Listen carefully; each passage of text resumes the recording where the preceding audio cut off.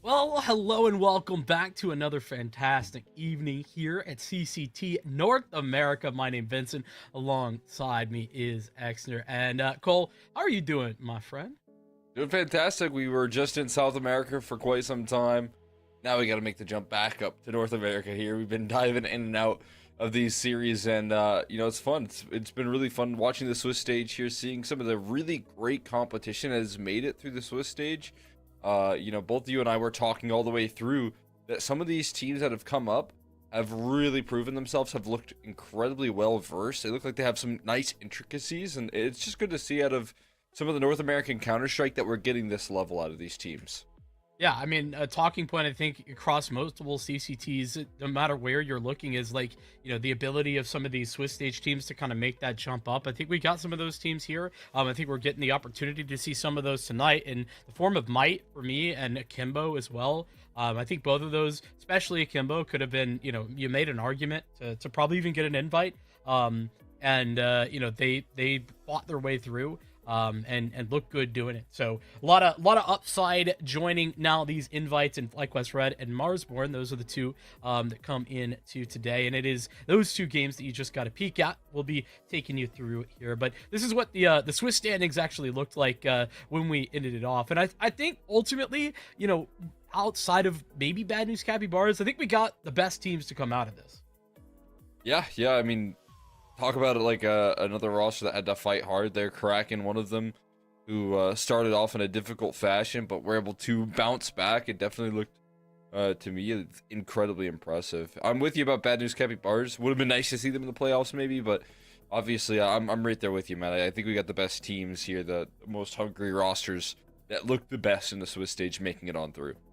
Yeah, and so with that, I mean, why don't we just jump on right in, because we got two exciting matchups tonight, and the first of which is going to be FlyQuest Red, our invite team, up against Might, who, I mean, they've looked good, and I'm going to say this, despite some changes to the roster that I had a lot of question marks about going through, the end of the last season. I think that this Might team is probably on paper a little bit weaker than they were before, but they've showed up and look damn good. Yeah, I've been incredibly impressed here. The Might roster all the way through that Swiss stage, going 3-0, and like you said, they're coming in with some interesting changes. You're looking at like, Voltage coming in as a like long-term replacement.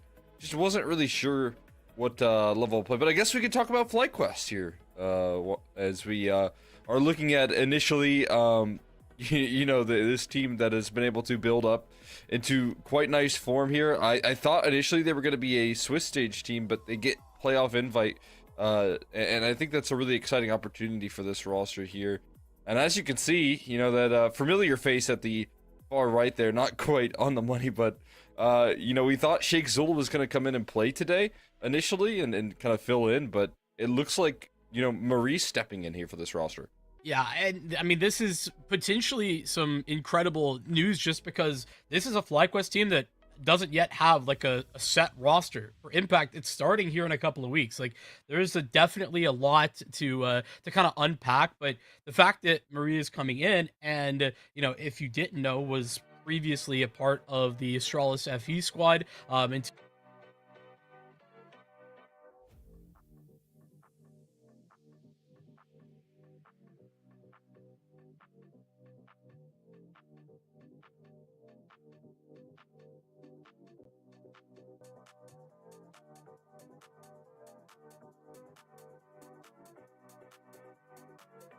Yeah. I mean, again, kind of switching things up here and calling upon some new talent, even if it is in Europe. I think it's an exciting prospect here for this team. I mean, previously bringing in Code and what she was able to do, obviously, like the changes of that roster, kind of necessary for FlyQuest Red to continue to bring some results here. But yeah, definitely kind of a surprise here and a big shift up for this team here, and kind of taking that direction. But I am interested to see if she's competing in EU, because that definitely is gonna take a bit of a hindrance. yeah, I think that's, unless I hear otherwise, that's what I'm operating under, that assumption. But I think that, listen, it's been, despite a season last time where FlyQuest were in advanced, then they got relegated down to main. It's definitely a hit, but I also think that they've looked good in these main games. They've showed, and honestly, they've clowned on a lot of these oppositions. But just with this change with Marie, it's not the only change that they're making. Bringing Goose Breeder back into leadership full time, and then Imi moving over to the AWP, which is something that they've done here in the last couple of games in main. I'm really excited to kind of see what FlyQuest Red can bring, because this is a team, whilst these are surprising moves, especially to be seeing, I think there's a lot of upside here. There's a lot of potential to talk about.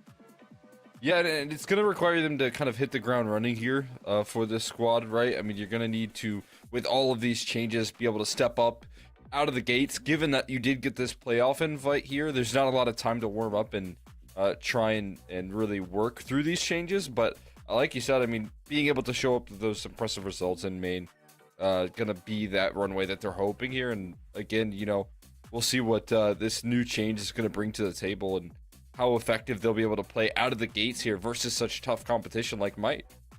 Yeah, and I think that tees up beautifully us to talk a little bit about this Might roster, because listen, I think that, like I was alluding to, there are some question marks kind of about like what this team looks like long term. I'm a big fan of Voltage. I was really kind of disappointed when he moved away. I think was focusing on school for the most part. Collegiate CS for a little while, right? He did, but I think he just kind of stepped away from competing to maybe focus on getting that completed, which is totally understandable. But then you add to what I think is a pretty strong core in Louis, Snakes, and DJ. This is a team that I was interested in before. I think the question mark for me coming into this was, about Jared, who I didn't know that much from a player perspective, but more from the management side of this Might team. But he showed up and played pretty well. So I think that those question marks not yet fully answered, but certainly a good start.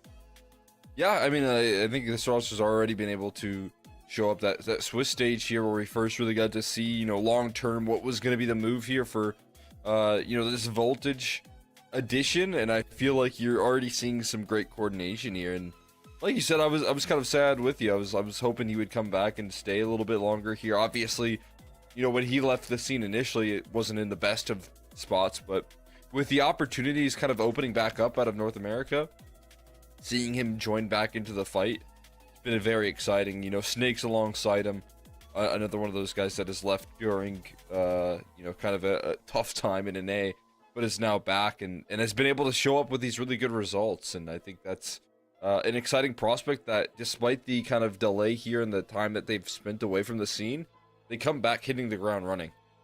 Yeah, and it's cool to see because, I mean, Voltage and Snakes, they, back in the day, all the way back in 2017, they played together, and they've played together on quite a few teams, actually. So I think that probably had a little something to do with Voltage being the guy that they bring in. But I think it's a cool return. That's literally like years and years later down the line. But this head-to-head, I think, is a little bit disingenuous.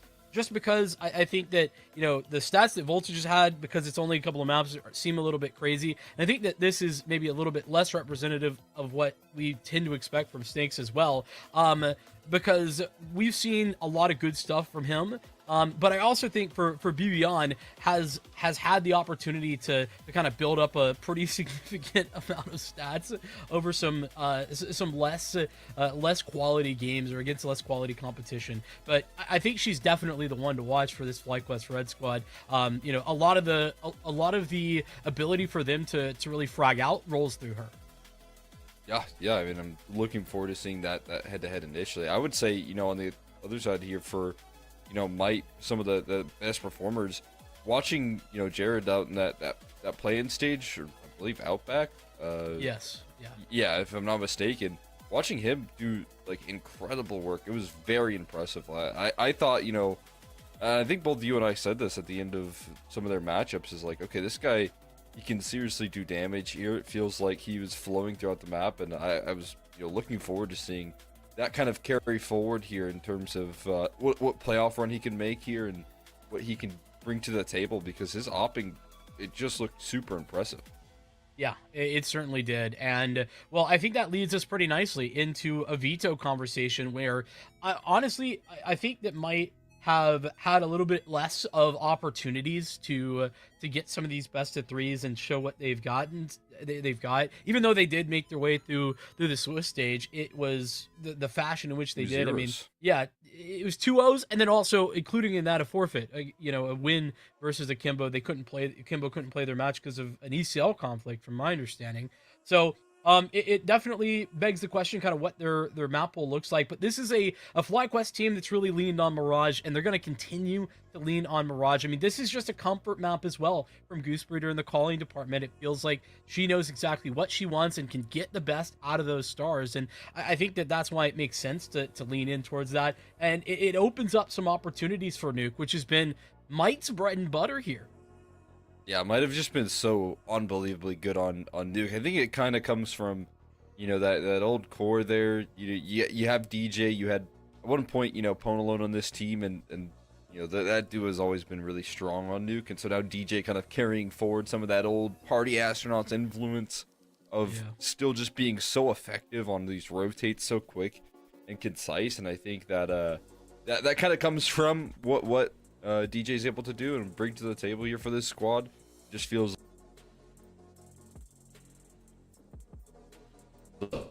time. So looking forward to seeing that play out. We close things out on Dust 2, which will be interesting here coming into this matchup here, seeing how explosive Mike can really be at the moment here and seeing what they can show up here. And again, kind of putting a target on Outback and what he's going to be able to do here for that third map.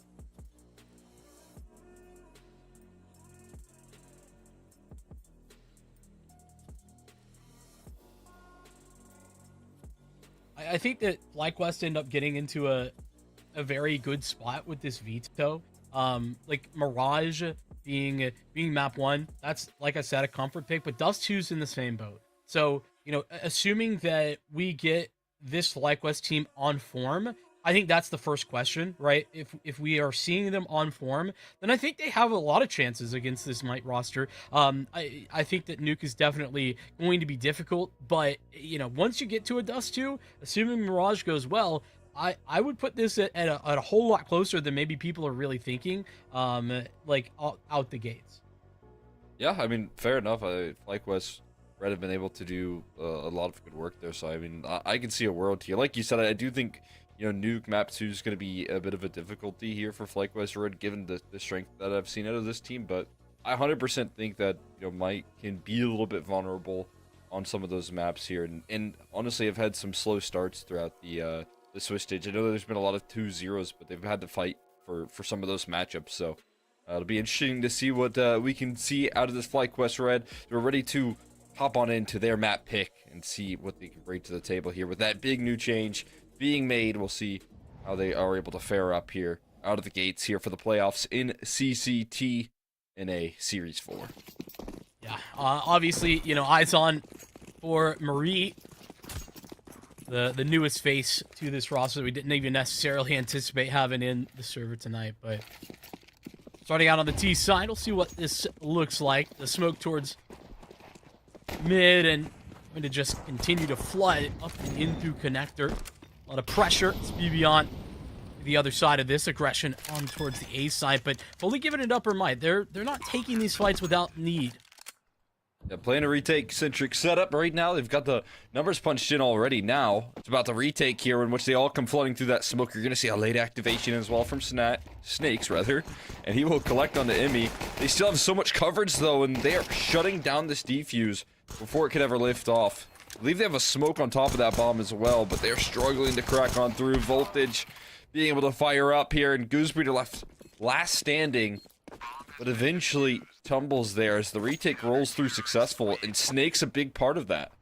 Yeah, hardest part, to be honest, though, for the FlyQuest side is just getting into more solidified post-plant positions. Felt like they were really just flustered trying to get to those or even find where they wanted to be, and that allowed Might, who fully gave up the A site, to easily flood back in, find a ton of space to work with, and despite, good late round positioning there from Catwalk, FlyQuest just too many bodies to deal with that are on that A site. Might will come away with it, and again, I noticing these changes in with the FAMASas and everything, just such a feels like such more reliable CT buy that you can get out here in the second round. Yeah, still, I mean, electing it up against the MP9s here, which, when you know it's going to be a force buy, it makes a lot of sense here. I believe Louis made a small footstep, maybe not fully, though, and still gets away with a kill on top of that balcony position. Not a lot of coverage here. Snakes will be able to just fire up straight through that smoke. And again, a little bit of a retake-centric setup. At least, again, the bomb plant here still for FlyQuest Red taking place. They're ready to spring into action, though. Jumping down into the fight is Jarrett. Already taking some duels here towards CT spawn. They've doubled up here effectively. They have to have Goosebreeder play with long-range weaponry. Firing up here in the CT, needs to be able to find the kill. Actually, it's Emmy that strikes first, but quick reactions coming through from Voltage and Snakes. It will close it out. Yeah, but I'm thinking that FlyQuest's going to be interested in another force buy based on the plant and everything here. Wouldn't be surprised to see that. Might, though, they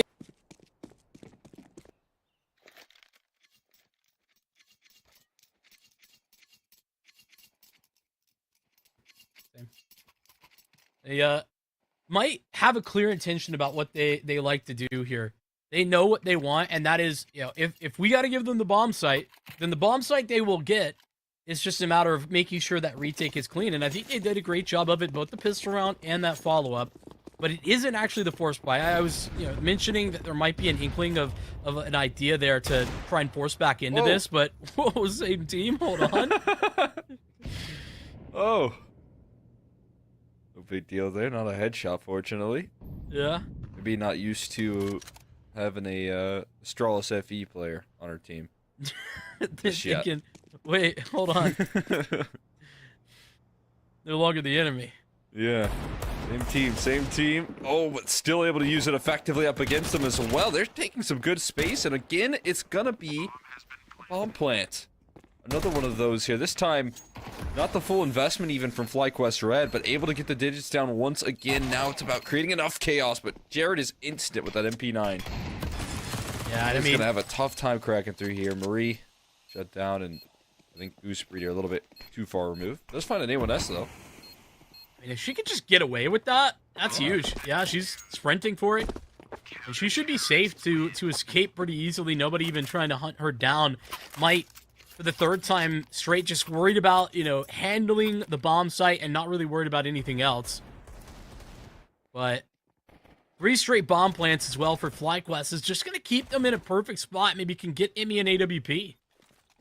I think I saw one before the replays kicked off there. I think that's a guarantee, right? Get that money flowing. Yeah, and Emmy able to afford it. Great round in that last round there. You see those early bits of utility, top mid smoke into a window smoke. Alston from Goose Breeder. Self-sufficient as she flashes herself up middle as well. Not too much early aggression here. That utility just set in stone to maybe feign some presence. That flash finally sends Goose Breeder into the fight. Got those 2 players scaling through the underpass as well. Right now, Might are outside looking in on all of this here. That's 4 smokes used towards middle to take this early control. We'll see what sort of value they can gather as the round plays out. Voltage sees, gets a little bit of information here. Does eventually collect. Ah! I saw that HE go, and I didn't think it was gonna take him down though. I mean, it was at his feet. That was where he was aiming. It was perfect. What's happening? I don't know. We got betrayals on betrayals. Well, Louis currently looking to play forward, gets hit with the flashbang, but Marie doesn't necessarily get that information, and it's not an extra flashbang, it's just the HG, and it's a wild amount of CTs to be ending up fighting there. Gotta be a huge surprise, leaving Vanessa solo on a mission there, but might continue to play a very standard game of Counter-Strike, even though they're kind of letting this mid-control go by. And they get a little TK. It's all good at the end of the day. Sure, yeah, I mean, handle it pretty well. It's thankfully the start that they set up the round with is so effective. I believe it was Voltage who first things first just drops the bomb on Catwalk. Yeah. I think that really puts that round up into a bit of panic for FlyQuest, right? Who make it up connector, but they don't have the package crucially. Nice boost though from Emmy. Already able to set the tone. And an opening duel. I mean, this buy really courtesy of that residual cash from so many bomb plants and playing pretty safe with the money. FlyQuest had extra going into last round, and now they've been able to utilize it effectively with their loss bonus. And a little tag team. That's why it pays to play a little bit more carefully sometimes, even if you're down early into a game. Absolutely. Playing with some initiative. Being safe there, getting a lot of those bomb plants, all of that super effective in keeping the money high for FlyQuest Red. Even though they didn't even get a plant in that last round, they're still able to bring so much efficiency here in the utility. And this time the mid-scale, denying an opening pick here and really putting the pressure on this A side. Goose Breeder will go down, but a quick answer back, and Vanessa taking 2 down. A little wallbang action into the double kill here. Late lurk rolling through from Vivian. And now just Snakes, who's cleared out the apartment side of things. He's done that quite effectively. But in a 1v4, probably going to be forced to hold on to his weaponry. Yeah, it's that or first death time for Snakes. He's 7-0 right now. Get out of there. Don't want to sacrifice a juicy stat line like that, do you? Might fall though. There's a bit of a search ongoing. Maybe on it, it's forefront, but Marie has sidestepped him on elsewhere. I was about to say Emmy might go down for it, but now he's in trouble. Snakes has got to be careful. They've got to collapse on his location after as well. So Vanessa ensures a double entry out at A, and then the confirmation that nobody can save. Great round out of Vanessa, but it all starts through Emmy. Yeah, that's an incredible shot to open it up right there. Instant and on the money, and as you said, after that though, the I would say just a bit of contacting and the amount of space that has been granted over to FlyQuest Red on that A side. We've seen a lot of bomb plants on A.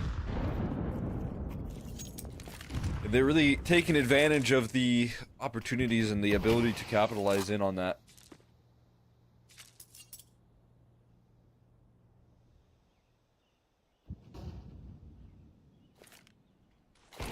Back to the usual for FlyQuest, though. That mid control is so important for them. They've really pressured it basically every round. The varying levels of success. But it isn't the opening pick we saw from Imi in the last. It's actually a little bit of damage done. Significantly so onto Bibian. And then a regroup called. About the 1 minute mark back towards the B-bomb site.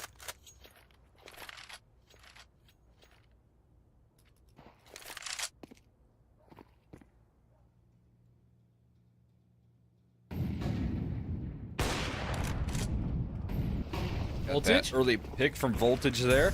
Still have snakes in the back lines as well. They'll be able to lock up a couple of quick kills, at least one, for the trades to come through. And you still have Imi with his AWP.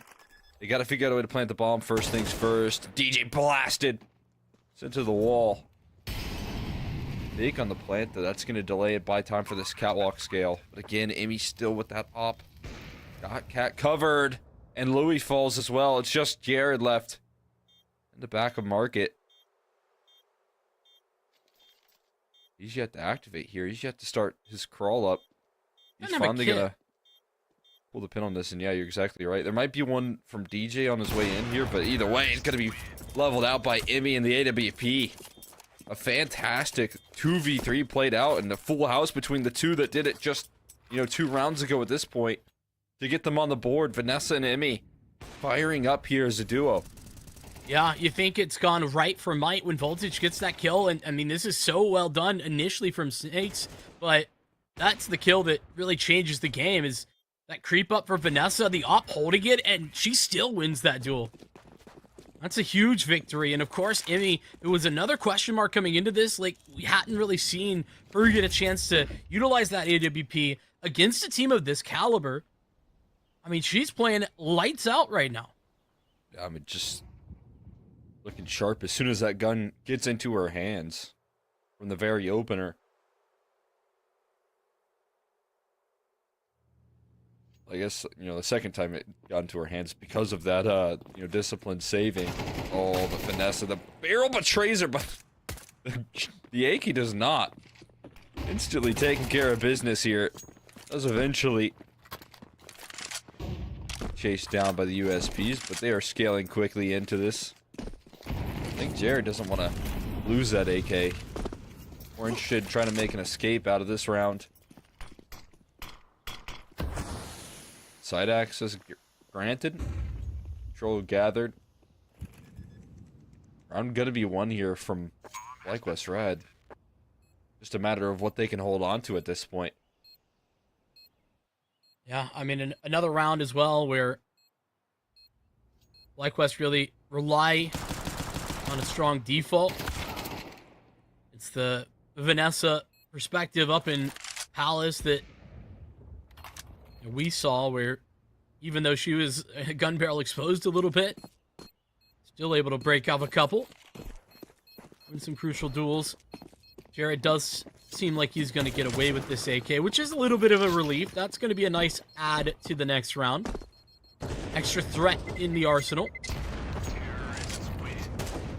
This Voltage goes down, but the other thing to note about this FlyQuest, they've had, sure, just 2 survive previously, but that's 3 surviving this round, and had quite a number survive in the last, or in the one before that. So, they're starting to build up a big economy too, especially on Imi, who stayed alive crucially every single time. So not having to reinvest that AWP is huge.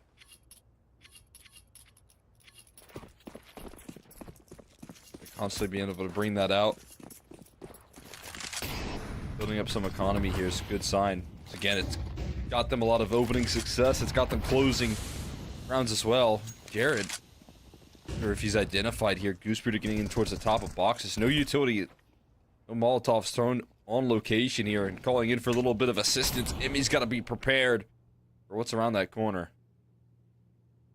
Well, They went out in the mid duel early, but not too super aggressive here just yet.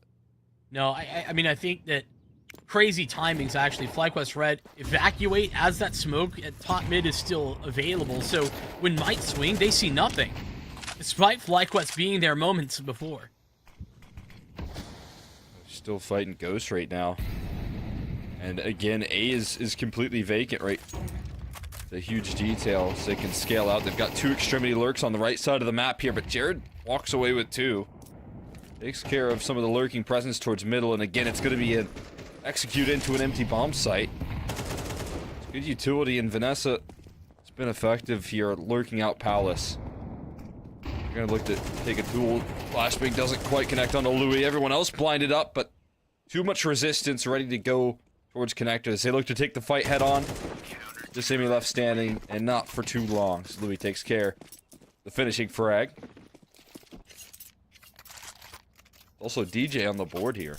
Yeah, I mean, that first kill. That's so difficult for it was Vanessa and Emmy there towards the end, and you know, having a trio trying to swing out A after the entirety of your mid presence just gets removed by Jared, who, you know, walks out on a timing and just finds FlyQuest Red not even quite napping, just not quite prepared for what was being brought. That reclear paying dividends and allowing for Might to just stack up bodies together outside a connector.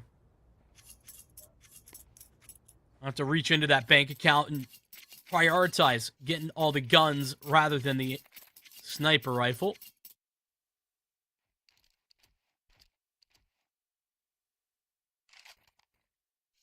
I should just see that sort of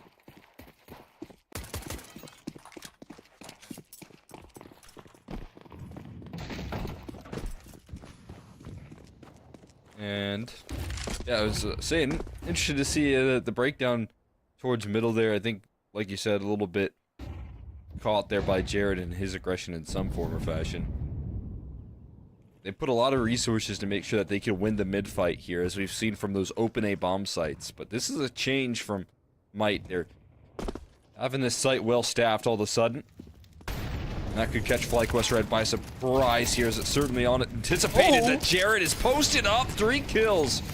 Taking care of the early push and keeping them at bay.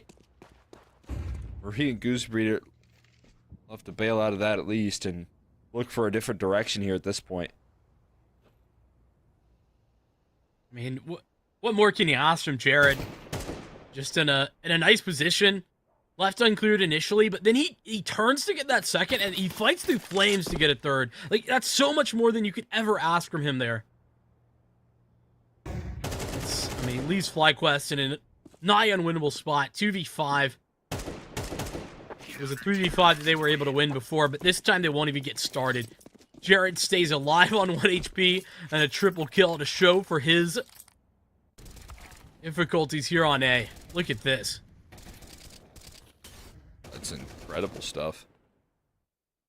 Not a lot that you can do out of that performance right there. When he's in the fire and still manages to fight through the adversity. FlyQuest Red do get shut out of that round there.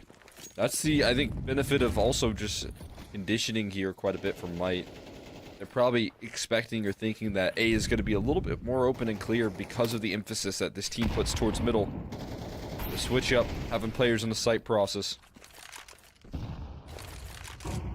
This time there is a lot of resistance towards middle, and that HE is going to overexpose their location.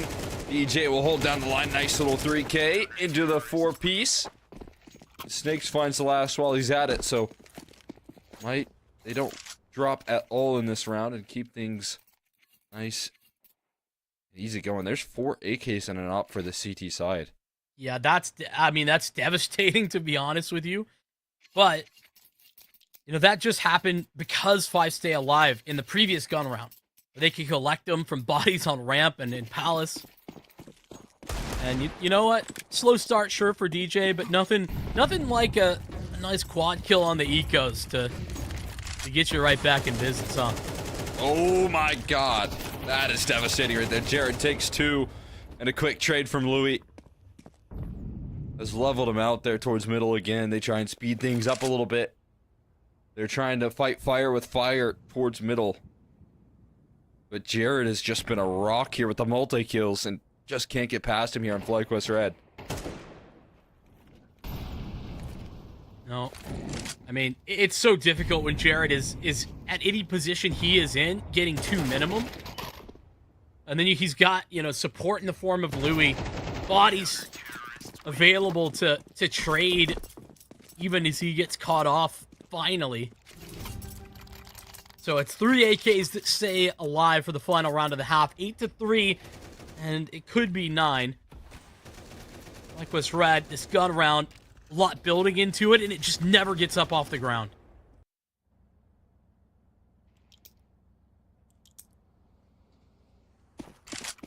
That is a incredibly deadly defense here, and a couple of very crucial rounds for Jared.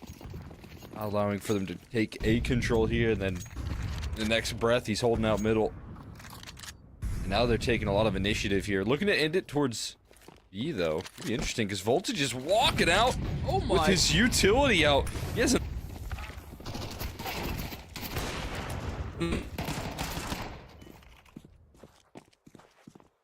And as we come back, DJ is left to mop up the finishing piece there. And they move forward here with the comfort in the half, shutting things down eventually. Yeah, I mean, that should have probably gone so much more wrong for Mike, considering how caught off guard Voltage was, but he fortunately had a rifler, you know, right there with him, able to kind of toss some protective utility, if you will, and the flashbang, I presume, hits the mark as well. But I mean, this is the story of the whole half, is, you know, that triple kill from Jared, it was stopping Jared. It was the biggest problem that FlyQuest Red ran into. He was a monster at mid. This is what, the 3rd double kill he picks up as the connector player, and then even when he was at A, you know, it's a triple kill. And so crucially as well, all of those big impacts are on the gun rounds. Yeah, I mean, that's crucial right there, is that he's able to bring that sort of impact on the rifles. Just devastating. Counter flash, it could be interesting. He's going to set up the dual Berettas in apartments, and Goosebreeder steps forward while setting up her teammates with a quick kill. And they shut this B play down with haste. It's just going to be Snakes left standing. There's no reason to give him too much here. They'll give him a little bit of a fight there, and he will be punished accordingly. But there's no armor here. Makes this P250 a little less likely to get much going. Too many targets. They're all huddling on top of this bomb. Finally a peek forward, trying to bait out those dual Berettas, but not going to budge here on FlyQuest Red. Goosebreeder goes next on the van fight, and she's going to win it. So FlyQuest Red get the second pistol and get the bounce back. Yeah, I mean, that's a huge relief, isn't it? Especially when you're down 9-3, especially when you're struggling. And it'll make it a whole lot easier, and it doesn't even look like Mike are going to try for a force buy of any sorts.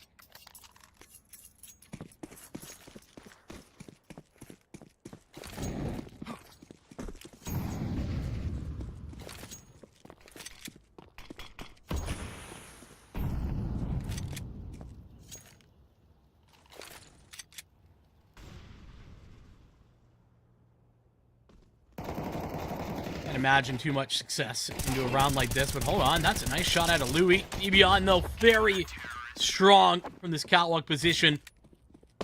Definitely look to her to continue to find impact in that spot.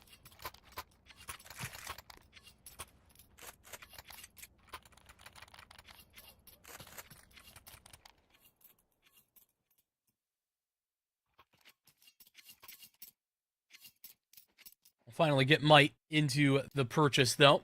Their first opportunity. Yeah, they get those rifles out. Put a pretty heavy priority on getting that out as soon as possible. But so does Emmy with the A to BP. Right? I mean, that's a good sign here for FlyQuest Red. When she has this weapon out, she has been able to influence the server in a big way. Looking to try and get that back on board here. I mean, controlling Alice is high value. Jump spots coming through. A little bit awkward on the timing of that. I think the mollies missed there from the T side. Either way, smoke gets met, and they are stalled out in apartments big time. In the meantime, Gooseberry are also joining over on this beast. Help. This is going to be really difficult. I was going to say if might actually start to pull the trigger, but they have. They've already done that. They've tossed the window smoke and the same. A cat smoke to start to scale, but nobody's coming that way. There's no threat in that direction just yet. It's down towards connector and handled by Yimmy. It's a slow crawl, the creep from Might. Can get back into position, but Marie right into the right spot will be able to take the one. Trade, though, instantaneous, but now it's the fact that FlyQuest have so many bodies arriving on scene, and Goose Breeder and BB, impossible to break through. Yeah, and you can see the setup there from FlyQuest right from the very get-go. Great aggression towards A. You start off by pushing the op into Palace. You then push A ramp. You get deep in those positions. And with no defaulting presence there from Might, it's the most telegraphed move you can make there to just try and brute force away towards B. I mean, they already jump spotted you once, and then trying to then follow up and continue to brute force your way into that bomb site.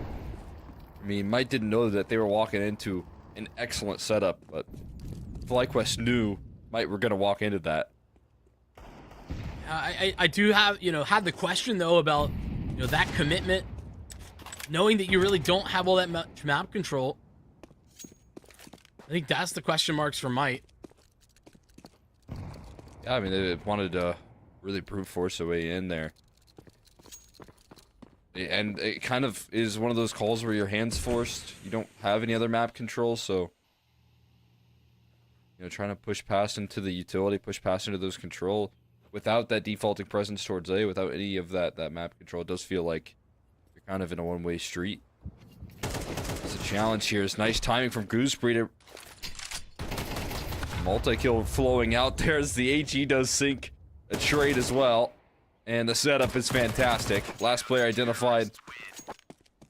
Vanessa will take care of that. And I mean, an excellent mid duo there between Gooseberry and Vivian gets them the 7th round here. Only 2 now to close the distance. Yeah, that's a nice attempt at a mid crunch out of Might, but FlyQuest was just ultra prepared for it. And phenomenal timing as well at a Goose Breeder who goes searching for information at the perfect moment to help catch Might off guard. Here's the gun round, though, that, is really important for Might. If they want to get into this half, if they don't want FlyQuest to be making this comeback, they got to stop them now. But there's Immy.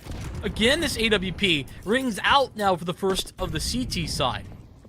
Yeah, I mean, starts it off, sets its own there. Again, that op, so valuable. Able to pluck one out of the server quickly. DJ hits the deck.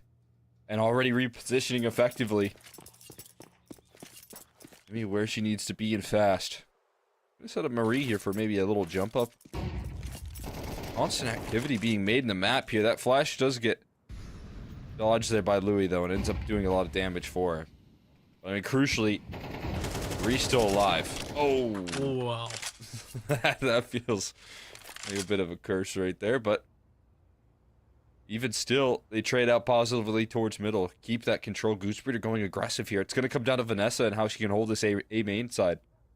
Yeah, she's about to have 2 players walking up right into her crosshair, and with an MP9, it's almost the weapon for the job, but against an AK, it's always going to be difficult. Jared gets the spray, and it's FlyQuest that lose control of the A bomb site. Look at this. All the while, Gooseberry is activating on a massive flank towards A main, and that damage done from Vanessa.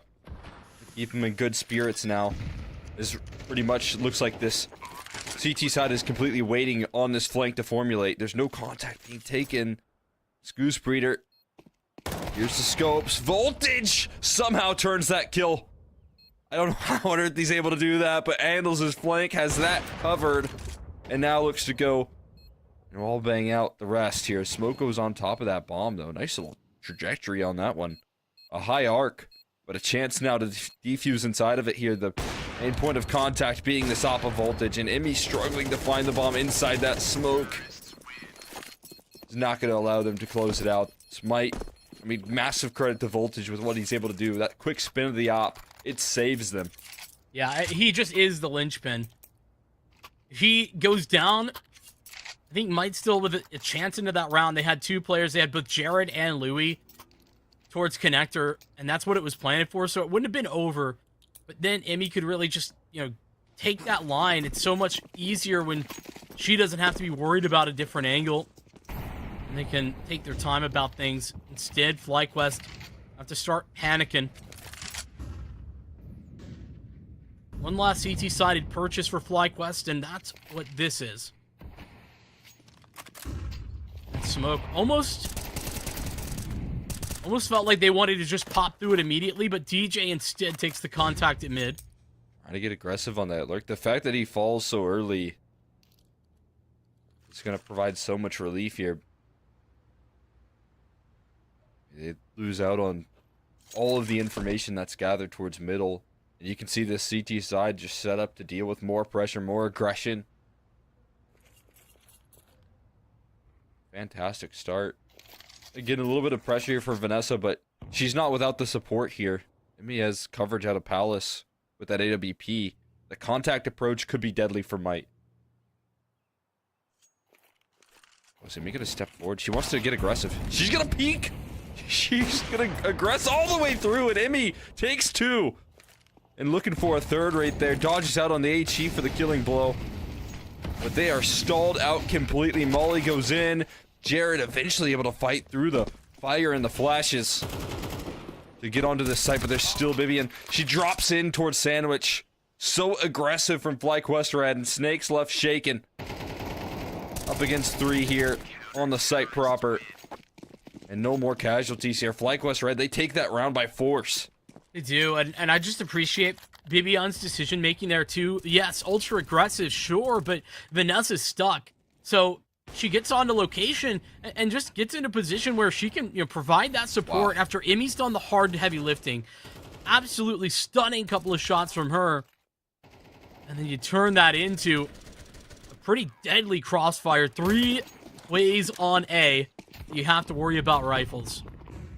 All the while, I mean, Vanessa never even had to show her face there. It makes her position as the anchor so much easier. It makes her life so much easier when Emmy can step forward and find 2 kills here. But now a quick play, testing Marie early on. The flashes are so well placed. Marie's still able to hold the line for a single kill. And some extra damage being done. But the site going to be collapsed in on. Emmy again with the op, able to find impact. Blowing open those smokes. But DJ's already in position. It's going to give Emmy a swing. He's thinking about it. He's taking that into consideration here now. Goose Breeder has to fight through the fire. It is leveled out because of it here. Voltage handles that aggression while also figuring out a way to plant that bomb. And going to be a pretty careful save here from the remaining members of FlyQuest Red. Vanessa and Emmy want to hold on to that op crucially and get themselves another chance to buy up in this next round. Yeah, I mean, they just have to hold on to these guns. Actually, economy pretty good. Considering, what was it? I guess 4 players did survive last round. Ooh. So. This is unreal. This is such a pesky target. Jumping up and down right there. All Emmy's seeing is like the foot. Like the legs. Yeah. Like, give me something to really shoot at. And mine is just like, shoes. Nah. Did you actually want a pair of those as a kid? I had a pair. Actually, I didn't have a pair. My friend did.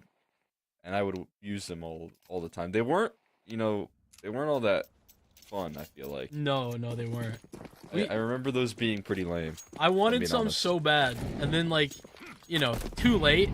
I, probably when like, Pass the wave. Well, moon shoes from Temu probably, like, were a thing, Like whatever that was of the time. Got the off-brand moon shoes. Yeah, yeah. No. Like... That's probably I don't remember, but that's probably when my parents pulled the trigger, and I was like, "These are the real these deal are lame." Isn't as cool, if I'm being honest with you. They did not provide much bounce, No. Yeah, trampoline does the trick if you're looking for height. So, I would highly suggest that there. Emmy though, aggressing forward again. Emmy's been so active with this AWP.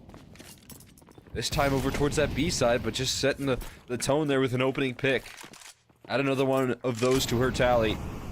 as they look to make a move up connector here, but there's a lot of resistance on the site proper. Vanessa in the underbelt. There's still one more to go, but Voltage turning on a dime. And Louis finding impact as well. Has left him shaken.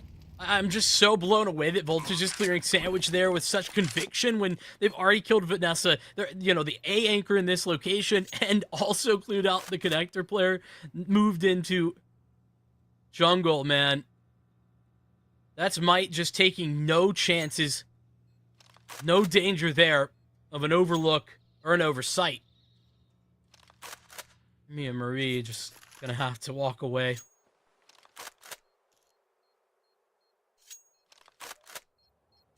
That's going to allow Might for 12.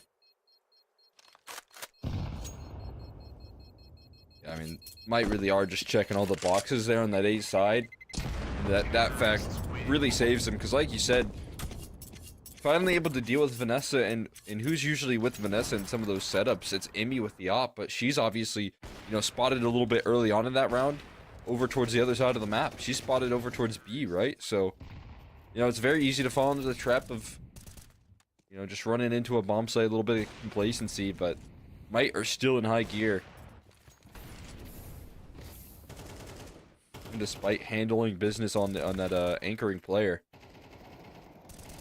Can't be too careful at this point here, knowing that FlyQuest Red are hot on your heels. And it's just going to be a little bit tough, I think, for FlyQuest to kind of bring this back. They have done the right thing in ensuring that they can get a solid enough purchase. This is, again, just the value in those saves, understanding that even in like a 2-on-3 that's super unfavorable for a retake, it's very worthwhile to go for a save. That's what FlyQuest did early into this half. And so it's allowed for them to continue to get buys out with this max loss. A little bit of pressure there. Poking and prodding. Goosebreeder and DJ battling it out here once again, as they have been at the most part of this map.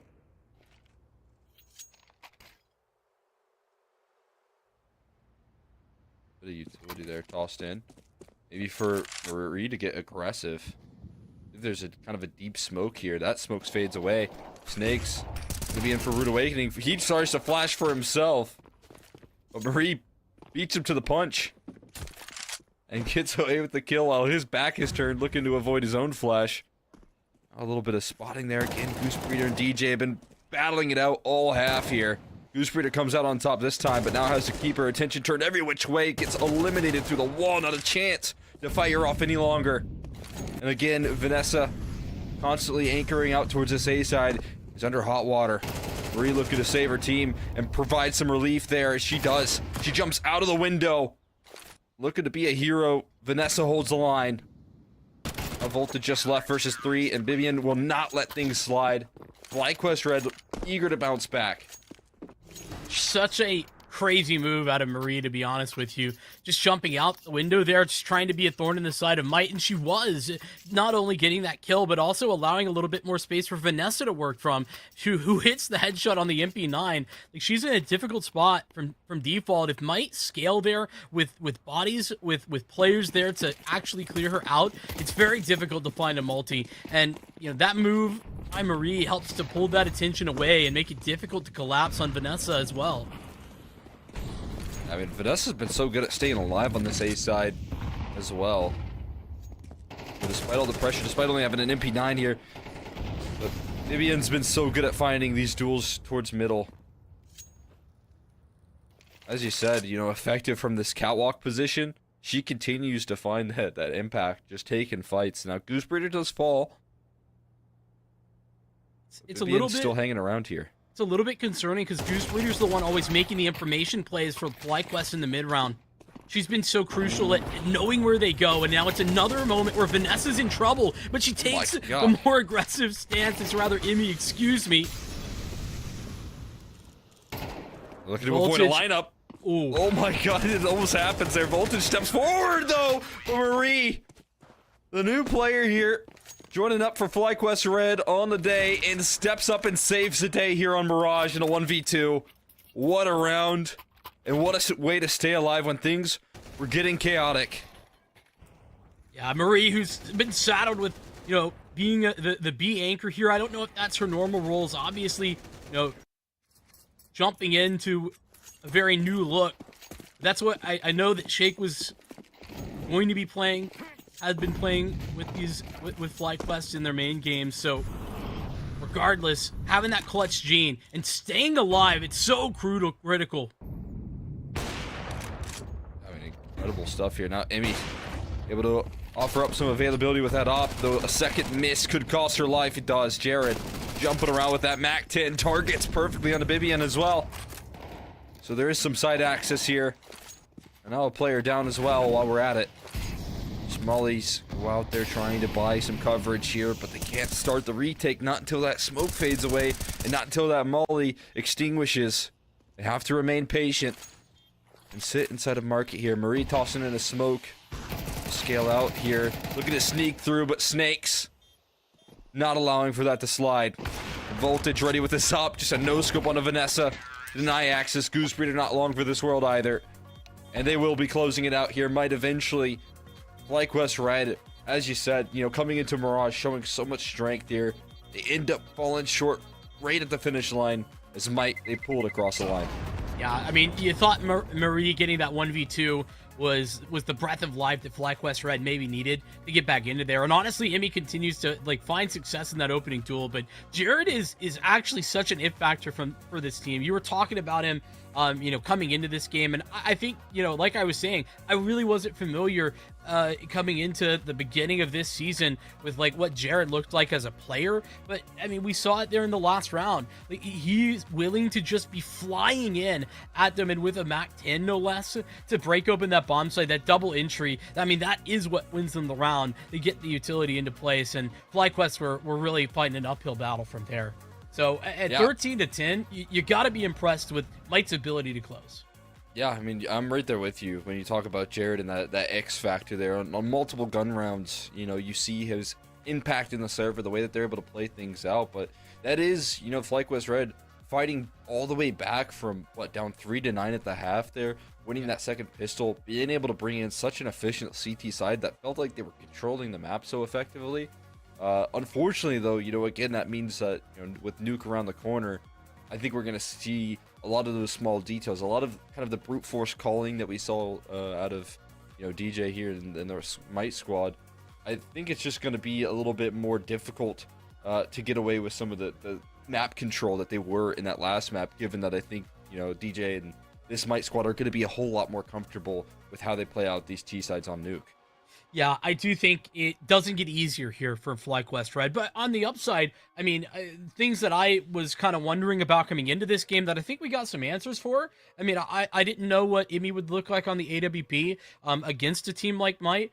She looked damn good. I mean, that was something that was a thrill to watch all the way through. And I think that, FlyQuest really able to lean on her. And the other thing that I think FlyQuest can be a little bit relieved at, I think this is a team that does rely on some of their stars to show up. Bibian is on scene. Bibian is here. And so, despite those difficulties, those are the things that FlyQuest Red still have going for them into Nuke.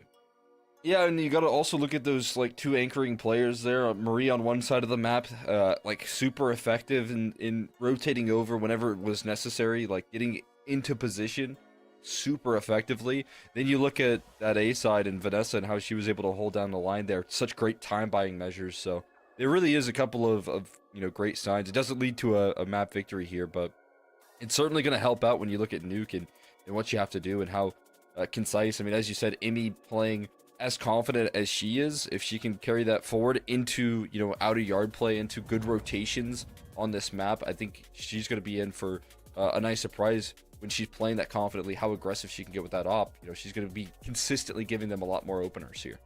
No doubt about that. But no doubt that this Might squad are looking to close. They do have Nuke, and that is their map pick. We'll be taking a break, but when we come back, we'll jump right back into this action.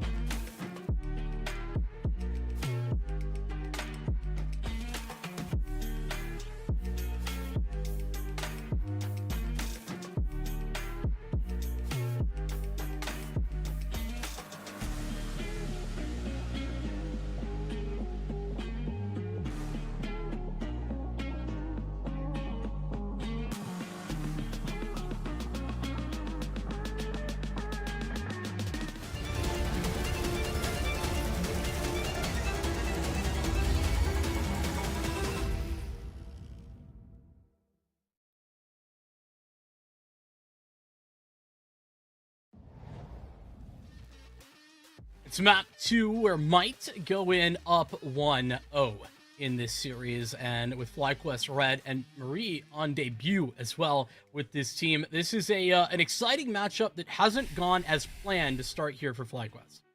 Yeah, I mean, they definitely showed up with a good game plan on Mirage there.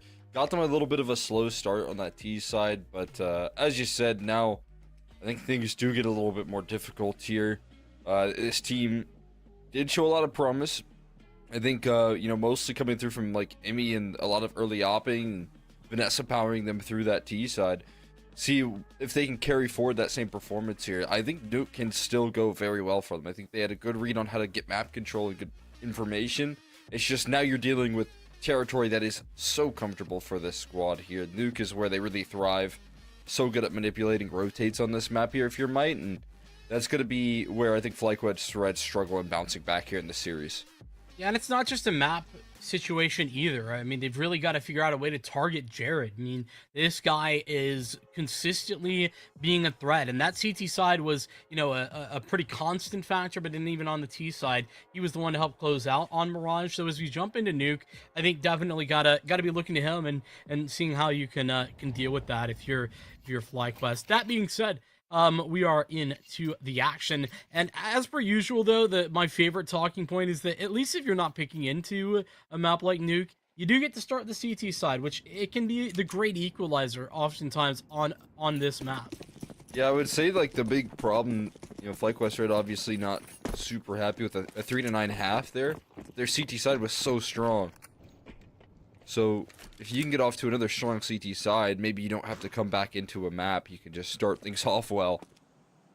We'll see if they can kind of bring that to the table here. DJ has a P250. And they've lost Louis. I think he was hoping to make it around that corner. Didn't get quite where he needed to be. So now the ramp play coming through. Marie somehow connecting that shot. And Goosebreeder keeping things contained nicely towards that outer yard. Both kills. Both players trying to lurk about there for Might. Going to be sidelined here as the concession of ramp control is going to net them at least a bomb plant. See if it's much more. They have it stuck in the digits. Instead, they're looking to double fight through double door. And that nets them a 1v3 here. Can Jared do it again? Maybe the bane of FlyQuest Red's existence. Stepping forward. Marie close range here, but he will be blasted. And FlyQuest Red, they figure out a way to handle him and the rest of the squad. Yeah, this felt like a lot of reaching, if you will, for Might. They really wanted a whole lot from this round, and they tried to get it. But it ends up, a lot of individual moments. This duel, like, taking this fight together, I can get behind that, but Voltage gets traded, and just a great shot, actually a great round out of Marie. who picks off one on ramp side, then just lets them have it, holds back towards J-Hall until the rest of our team can arrive, and then comes back in to play against the actual retake. That's a good decision from her that will allow FlyQuest to another pistol round. Yeah, and just a whole host of protocols here on the CT side. Goose Breeder fighting forward, playing confidently towards that outer yard. Taking a lot of initiative here. Going for a little bit of backup. Emmy long range. The Glocks look to close the distance. Emmy taking some serious fire. Snakes managed to sneak a kill in there in the mix, but only one casualty here before the guns do get brought out. No, not quite yet. We can't bring that op out at the moment, but still looking to get that in the future here. As I said, I think that's going to be a big point of contact here, given that Emmy has been so active and so good at finding opening duels on the CT side. How quickly can she get that weaponry out? She's got to scope it at least. Yeah, Og. She's actually gone all the way down to lower side off the rip in this round. Gonna get up into secret, I believe, here momentarily.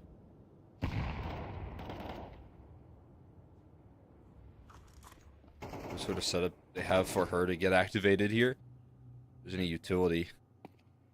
She just waits in this off angle. Jared will walk into her. Not enough time to adjust. So Mew walks out with the opening duel. Now, hot water on the ramp side here as Marie kind of reveals her position with that smoke. Just fall accordingly. Double molly in towards J-Hall there. Keeps him contained. Aw, DJ. He has the AK, the powerful gun. He goes down to 1 HP. But he's still kicking and able to find that entry. Gets his utility belt down as well. That smoke towards mid going to provide a lot of confidence here and might to scale and chase down this kill. Vanessa falls in the back of Silo, but Emmy flies up the ladder right there. Collects 2. Voltage is available to close that round down. Emmy almost saves the day in a big way. The Voltage comes through and shuts it down.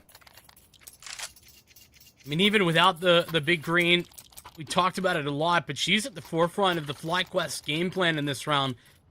An off angle, sure, towards Secret, but, you know, a lot of trust in her to hold that area of the map, and she delivers. And like you said, just nearly pulls that off when the rest of the round sort of goes wrong. And, I mean, just a devastating fight for Bibion, who does everything that you could ask of her, hits the headshot, but, like you said, just has the weaponry disadvantage. That's one of those honestly pretty few times where just straight up at the disadvantage in the duel because of the M4. Yeah, it doesn't happen often, but when it does, you're just so excited to hop onto the T side for the remainder of the half. Yeah. Get me on those AKs as soon as possible. You're going to be hunting for those in this round here now. Do call in a full eco. You got a double flash on Goose Breeder. A little bit of armor and I believe a P250 for Vanessa. That double flash intended for something around Big Garage here, but they won't be given any fights in the outer yard. In fact, it's a 5-man rush in towards ramp.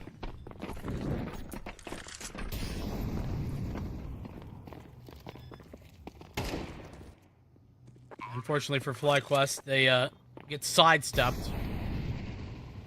And, I mean, I'm just looking straight at Jared's MAC-10.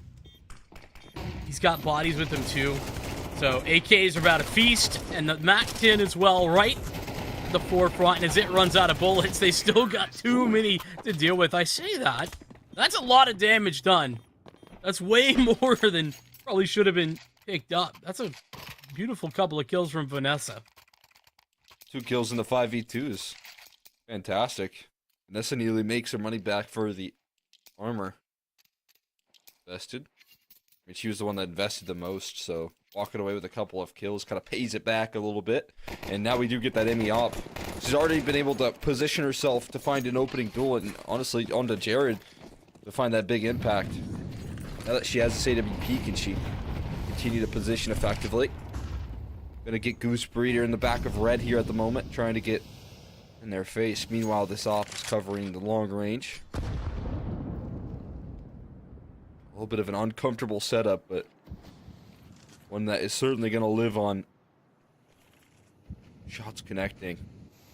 Smokes get recycled though here, and Goose Breeder still on a bit of an island now because of that fact.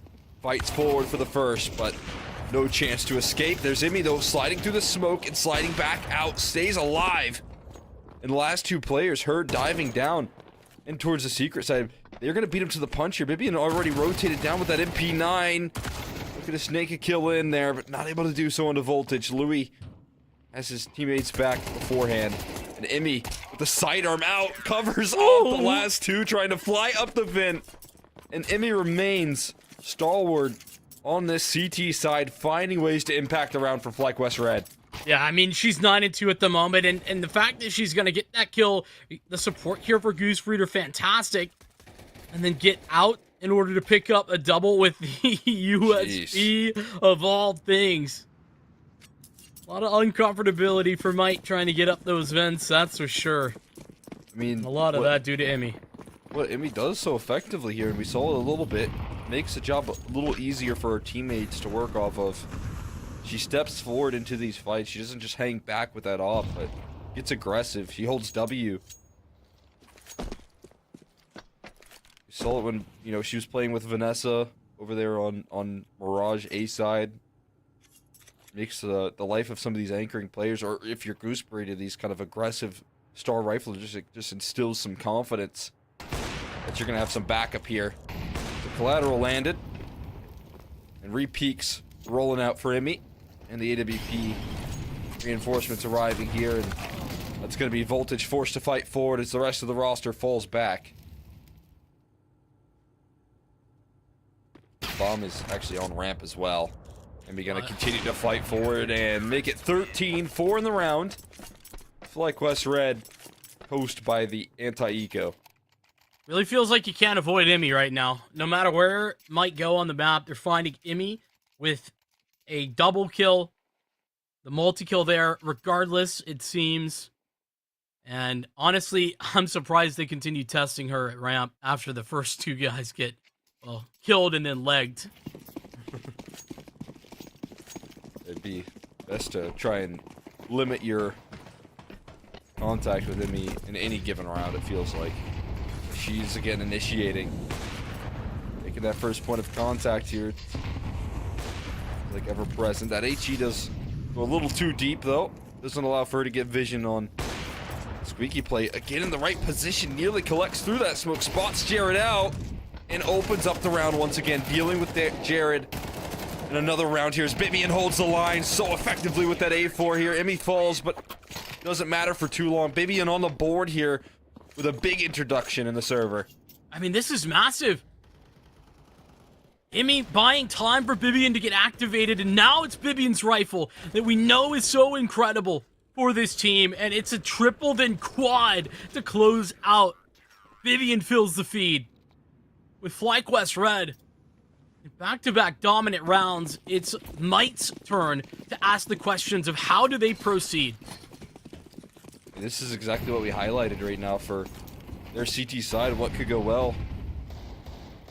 You can see that these kind of anchoring players here when it comes down to it, and most of all, Imi still instilling that confidence. Playing to constantly open another, make it 3 opening picks in a row for Imi. Before finally getting punished by a deagle shot. A little bit of relief here knowing that you shut down the opper, but there's still so many more targets that these pistols have to deal with. Successful slide down secret. And Voltage, despite being 1 HP away from death, goes back and double dips. He is rewarded.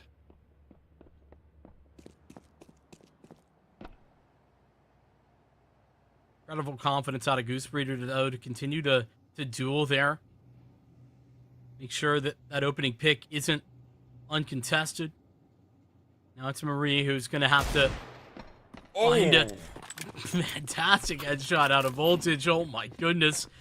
This is getting a little bit dicey, a little scary. Goosebreeder going from the recovered op onto an AK. And she'll team up with Vanessa, but it's a little bit of a slower play. They're creeping through secret, so it's a longer rotation. Yeah, it's going to take some time here. They got decent utility to flush out Voltage at least. But time is ticking quickly. They've got to get a move on. Finally kicking it into gear. Vanessa shoots out the window. I think that molly did go in towards dark. It certainly did. Voltage forced out of position. Does get leveled out, but Snakes now has a chance. Non-cleared. And quickly killing the first here. Goosebreeder had to instantly find that frag to get this defuse off successfully. And she did. And she will pull through. Keeping FlyQuest red in winning ways. I mean, this is so similar to the way Goosebreeder was playing as well back under Mirage. She's put herself in a position where she's critical to make some of the plays in the mid-round. And it's that again, when Louis gets the trade onto Emmy, it's Vanessa, or it's Goosebreeder who continually takes fights, duels with these guys out in yard, and ensures that, you know, it's a costly maneuver down into the lower bomb site. Even despite all that fact, though, might break it through. And I mean, if that Molotov doesn't go into position onto Louis' head, I think there's a whole different story. Yeah, a completely different story, right? I mean, that post plants looked effective. It could have been a 2v1, but they throw that little utility that they had left right on the money.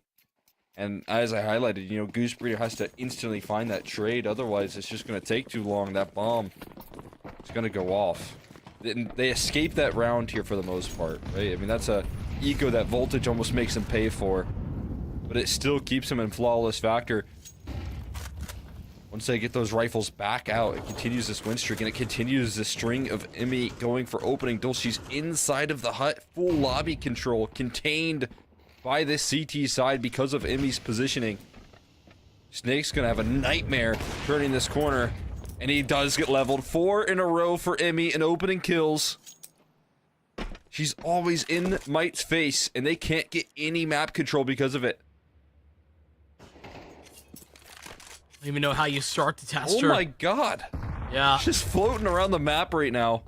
16 kills. Destroying the competition. And looking fearless while she's at it here. Voltage. He's gonna step through.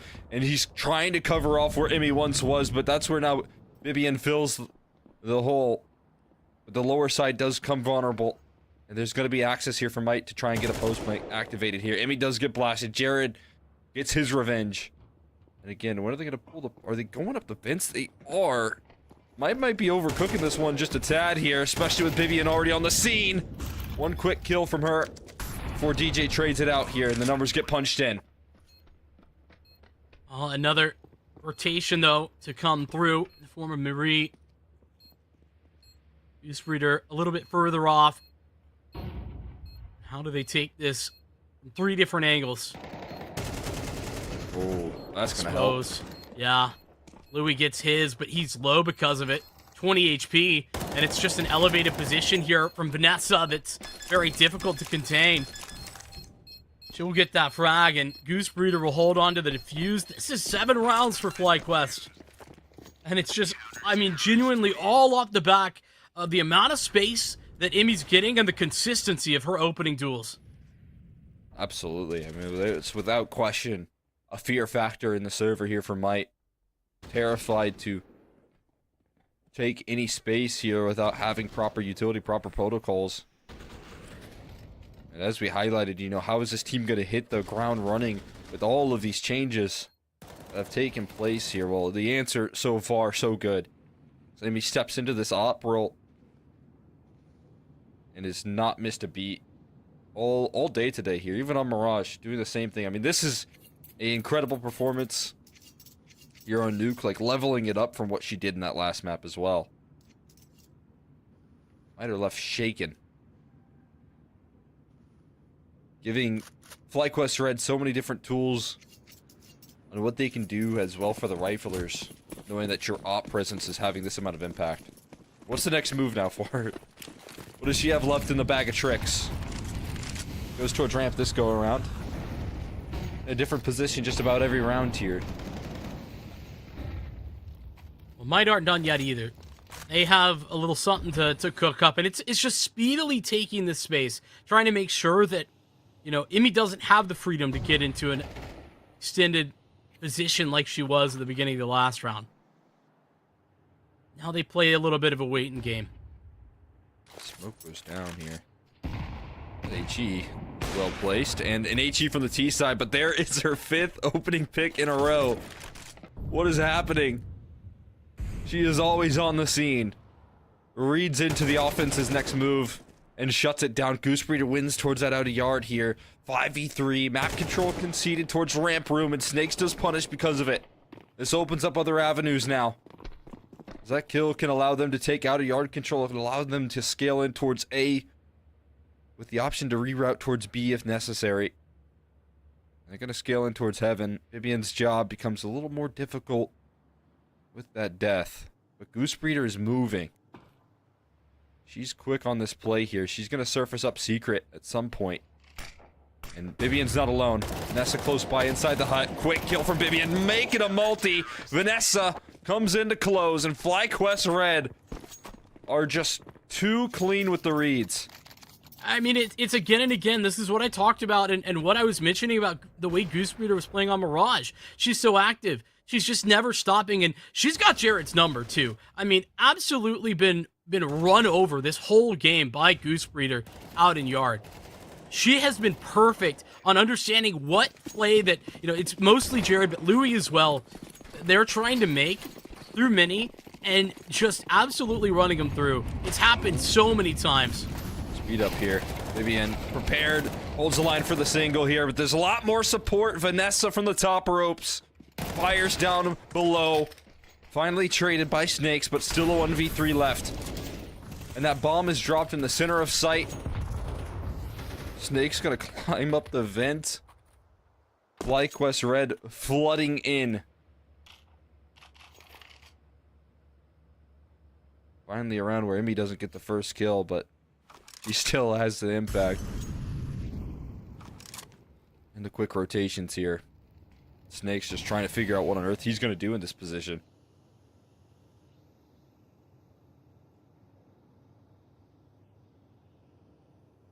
At this point, need rounds, need to maybe give this a go is maybe the thought process for Snakes. Otherwise, you know, save a Galil and I guess some utility. I don't know if that's too much of an interesting prospect for him. Not at full loss, I don't think. But how do you... the hut. Yeah, how do you do this? Yeah, nice little vertical fight there for him. That's too tall a task. FlyQuest Red, they remain steady on this defense here. Just no mistakes being made. Handle the A rush. Handle the pace change from Might. They look to turn up the heat. But the defense is ready. I mean, it's just once again as well. Like, Emmy's in the spot here to ward off this attack. She's everywhere that Might are.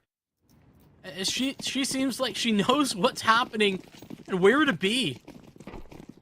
And the riflers there on a bomb site proper.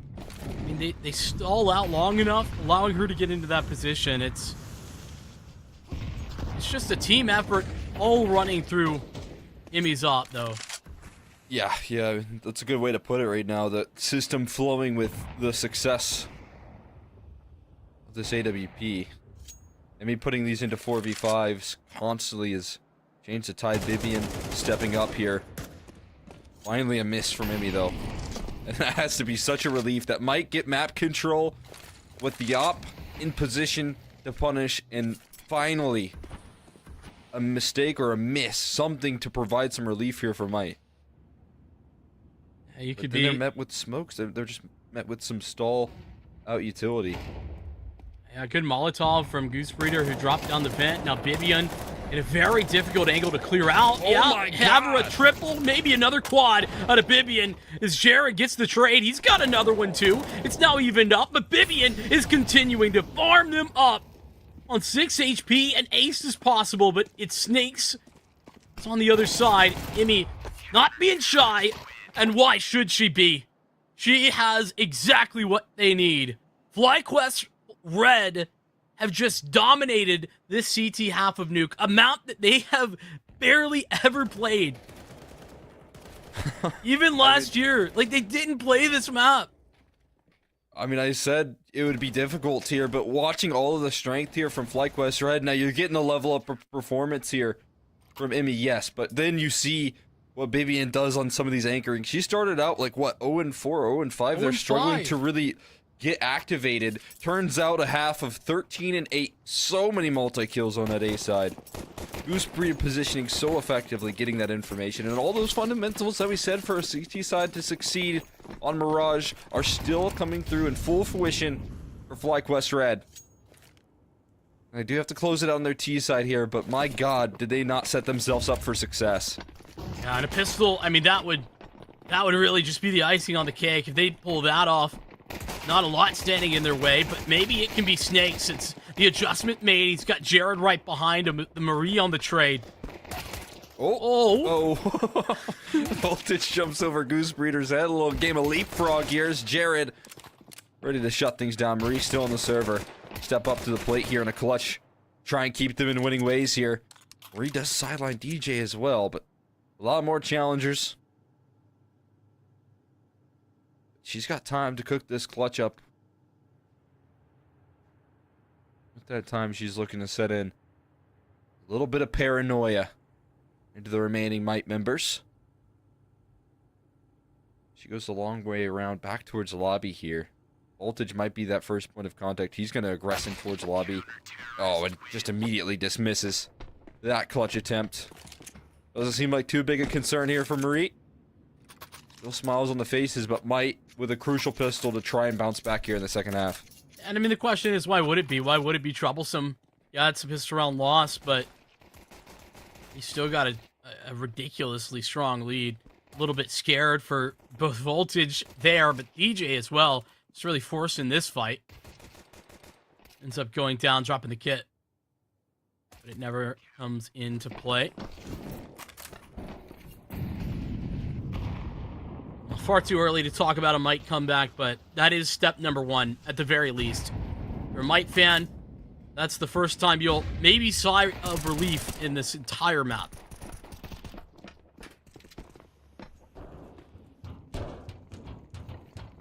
That would be really nice here. They got a lot of targets down there towards the lower side to get past. Fabian, the kill. Yeah, she goes straight for the bomb plant.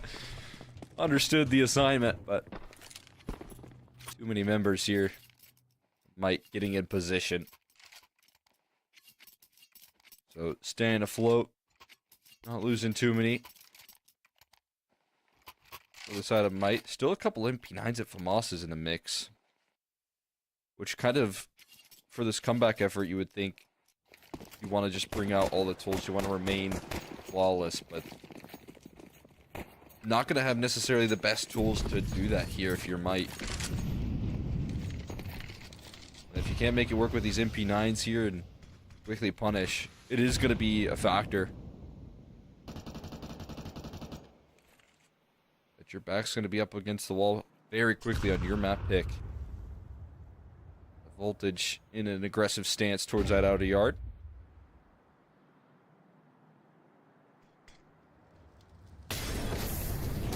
Oh, man. What a great trade already. Emmy does fall, but Goosebreeder instantly trades it out. That utility they use so effectively. Goosebreeder reading into that next move from Jared as well. And Jared's ticking in the flames. Goosebreeder knows what's next in this round, it seems. She knows what exactly Might's gonna do, and that's been the case all throughout that first half. Yeah, I mean, that's exactly what I'm thinking. Goosebreeder with all the intention, all the moves. Ooh. Unfortunately, she's just trying to sort of sell that this is continuing to be a B play, but no. The rest of FlyQuest, prep to go towards A, maybe. The vent drop is possible. Well, this timing, though, on the top of what could be devastating. Yeah, I mean, well played from Louis to step forward there in time. Trades need to be signed on the scene. Vivian looking to lock in the digits. Confident in the bomb plant at the very least to punch in the digits. Try and stack up some cash flow. Now a 1v3 attempt. She was able to get forward in the last time she was defending that position. This time, gonna get chased down. And Mike gonna get by. Not allowing for that clutch to take place. Yeah, I mean, just a crucial position on top of the hut. This is, you know, a trade that ultimately, I guess Might will take. The fact that Jared stays alive is so important, and then, of course, DJ's frag here. But Louis getting this double and then getting out. The value of his life is sort of immeasurable, honestly, in that round. Yeah, and you think if he's playing just to hold the angle in towards Squeaky, he's probably going to lose that duel to a AK, or, I mean, almost certainly, right? And Beaker's advantage, all that good stuff, but the fact that he kind of hangs it back and plays a timing game, one that he is very familiar with, is what puts that one across the line for Might. And for maybe a delayed ball down in towards the vents. Smoke is going to keep him at bay. They're going to pop in towards this A side, knowing that there's a player on top of the hut this time. Louis. Down the vents they go. One player maybe overshot it. But they're going to get down and towards this lower side. Now, can they plant the bomb is the question. Goose Breeder jumping forward. Rather, Marie jumping forward for that.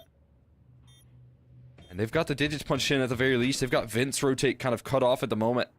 They're waiting for re-aggression here on the CT side. And that's a nasty shadow advantage, too. Jared will get that done. He's got a bit of a friend, supportive element in DJ right behind him. I mean, this is Might not losing their cool. I know that they got run through last half. Nothing worked, and they tried a lot of options on that T side. But this is Might proving that they're not too frustrated at the moment, that they're making mistakes. Yeah, I mean, maybe like shocked with the amount of impact that they felt in that last half.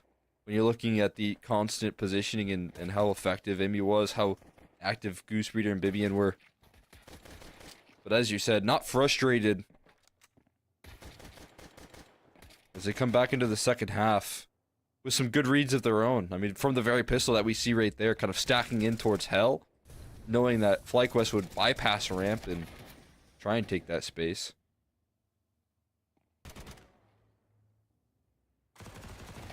Just very careful. And also just allowing that bomb plant.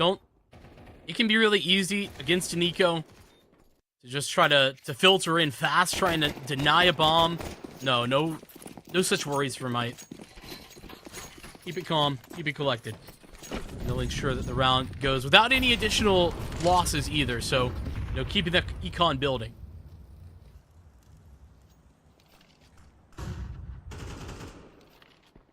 We'll see the first T-side Emmy up here, right? That's got to be good news for FlyQuest Red. We've yet to see it throughout this half. 4 rounds. I'll make it 5 here deep into the second half, and a little more difficult, I'd imagine, to have as much impact with that T-side off, but they're going to play around her, it seems. Looking to set her up for some of these moves. And already, mission accomplished. They've gotten Goose Breeder rotated towards Secret. So forcing at least one rotate down in towards that lower site. Goes in Jared. He's caught by it, but not taken care of, not killed. But eventually, Emmy will be able to trade things out. And that's going to start the scale for the rest of the squad. Again, they have DJ, who's already made the jump down in towards this lower side. This is a great reaction from Snakes, though. Yeah, he takes a lot of space, and, I mean, he's gone low, but crucially just doesn't continue to push forward. Louis had his back, had his position there. Kind of dropped down. DJ now looking to get the freebies. Unturning was Marie, and their back is what DJ's looking at. So free shots forward. Emmy is alone. And with the time expiring, she might not even escape. But dude, she can't miss. She is incredible. It is absolutely absurd. I mean, oh my god. I was talking, and I think fairly, about how difficult it can be. I mean, we see it all the time, right? Making the jump. This is a new role for her from what I understand. And making the jump from, even playing very well in these main games to a game like this against Might. A lot of times, it can be easy to just falter. She has come alive. It's the opposite. Yeah, I mean, steps up to the plate in a big way. I mean, so much power in this AWP. Now in both halves, 3 kills as soon as she brings it out. Doesn't necessarily lead to a round win, yes, but 3 kills the first time that she brings out this T-side op on Nuke. Devastating. Might, but they're not out again. And now they're just 3 rounds here to close out, to level the playing field here. So again, you know, mission accomplished early on. They get DJ rotated down the vents. That's been a high priority for FlyQuest Red. Now, they are going to quickly move in towards A. This is going to be a little bit understaffed here, as Louis' job difficult as he burns in the flames, still not taken down. He manages to thread a kill in before the fire fades. Vivian looking for the trade, does find Louis eventually, flashing through that smoke. Vivian another one, but they're still yet to plant the bomb. And now Marie gets overwhelmed by the Heaven presence. This time, Emmy going to be a little bit out of position. In a 1v2 now. If there's anyone to do it, it would be Emmy, as she blasts out snakes from the heavens. And Voltage does not want to give her another go. She's going to go for this bomb plant instantly. But a reposition for Voltage all the way through Mini. She looks to read in on this. No Heaven presence just yet. Will she identify? Voltage is making his way throughout Mini here. He's repositioned silently. Smoke to play off of once again here. Emmy using those smokes effectively. The Voltage is going to hold the line. Emmy, is she going to give her the peek? He will. Voltage going to knock it down. Emmy will finally fall in the clutch attempt, and Voltage patience pays off. Yeah, I mean, that's honestly just a lot of experience from Voltage showing.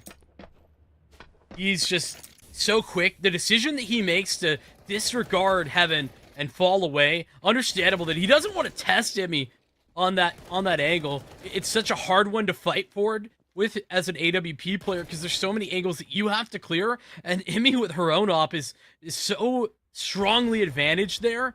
That reposition is just, it's an incredible call, and it's really what wins them the round. You know, if Emmy maybe plays a little bit more passive, you know, then there's a timing to be had, but just good decision making from Voltage is the difference maker. Yeah, I mean, that's a key detail here, and you're still playing up against some competition that is so incredibly experienced in Voltage as well. You know, compared to some of the other playoff teams that you're going to face. I mean, Voltage obviously has a plethora of experience in that department, even though he's coming back into the scene after a little bit of a break.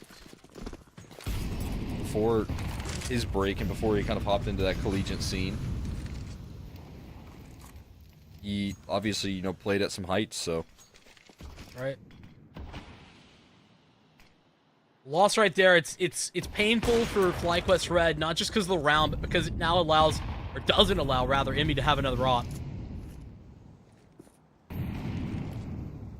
See Voltage starting to step up to the plate here. That clutch so massive.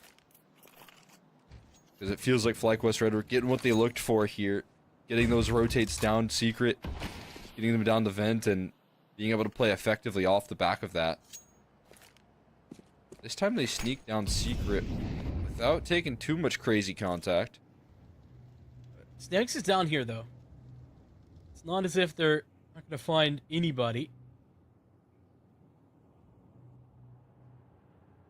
I mean, Snake's still kind of positioned towards the ramp room. Yes, he's going to have a quick transition.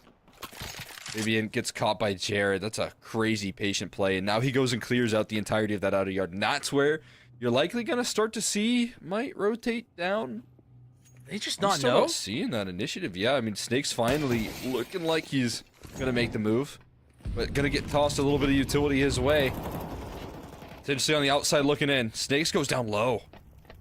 And they're going to comfortably plant the bomb, but are they going to aggressive? Give it that shadow advantage here. Voltage waits for a shot before he can shine here. Emmy looking to fight with the AK. She can do that as well. But all of her teammates have fallen. And she's still hunting out Voltage in this round. Voltage will get her once again. And 9 on the board here is Voltage just holding off too strong on this defense. Looking to match the performance here of Emmy. Yeah, a massive 1v1 clutch against Emmy last round. And then he picks up the quad. You know, it's a lot more supportive, the way that he's opping but it's an opening pick. That's a huge provider. We saw how effective that was to get rounds for FlyQuest on their CT side. And then he's just playing off of his teammates. And even when his teammates fall, you know, playing hard to get makes it difficult for me to read into that.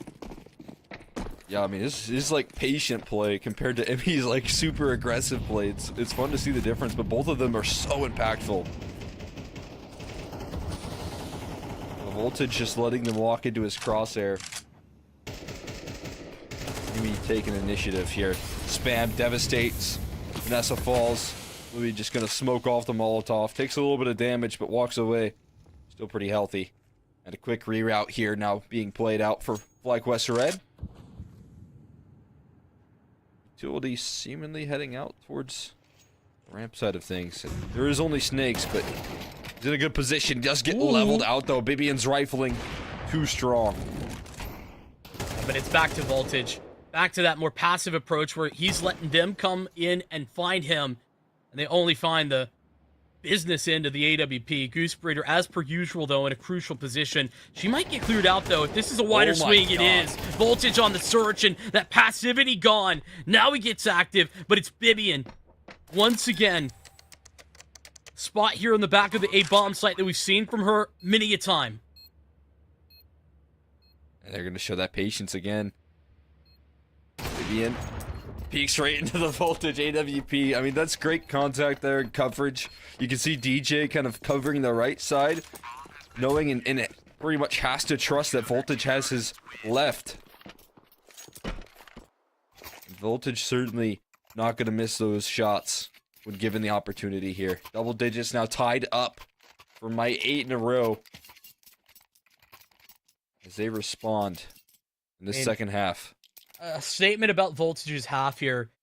He's obviously the AWP, and he had 16k to start this round. Drops a couple teammates, evens it out on the cash, but I mean that's the amount of times he's been staying alive, been high impact, clutch ups, you name it, he's got it. FlyQuest continue getting investments with the continual bomb plants and the loss bonus that's at maximum. Each one after the next is a little bit less impressive than the last. And getting caught in the max loss bonus and bomb plants. It's a trap. It is a trap. Sometimes you're happy to be in that trap, but it's still a trap. Yeah. I mean, you get another gun round a little earlier than you might anticipate, but again, it's been lack of an op here and a lack of a little bit of utility. That flash is going to hit the ground. It's going to be used against him at this point in time as DJ's just perfect on the initiative. Keeps it contained. A lot of damage on his third spray. The rotates come through from the heavens. Jared does punish, but they're still kicking.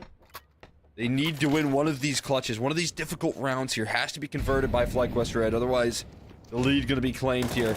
Might take charge. Snakes slides through the hut. And Emmy once again left into a tough clutch, not given any chances to fire off just yet. And Voltage is about to be in a location that she's just not going to anticipate. Worried about a player down vent and a player on site. Doesn't have the ability to be thinking about the reposition there from Voltage. She started up in heaven. And it's Might. I mean, they've weathered the storm, man. I think that's as impressive as this half was from FlyQuest Red. The fact that Might don't look shaken into the second half, that they keep it calm, and that they have been able to lean on Voltage so heavily, I think that is super impressive. Absolutely. Take it round by round here, and slowly but surely weather the comeback. Like West Red, they might have been able to get themselves in these very good positions at times, but never able to quite pull these rounds across the finish line. Do they finally have it here and now? As two quick opening duels. Maybe it's the Tech 9s that they needed to call upon here. Provide them some access and some entries. Now upgrading onto AKs. And the best position this team has been in all half here. As a wake-up call might take the lead. But FlyQuest Red looking to take it right back. They have plenty of money to go for this on the CT side, though, so they're going to inch their way forward. Jared caught by the off angle here. Nimi's patience rewarded. That smoker cycle is going to guarantee the round at this point. Yeah, I mean, Might didn't know it. They didn't know what they were walking into, but FlyQuest's post-plant positioning was just perfect right there. Even if there was a little bit more favorable position in that duel for Jared, maybe if he gets lobby control, it's still not breakable. Ooh.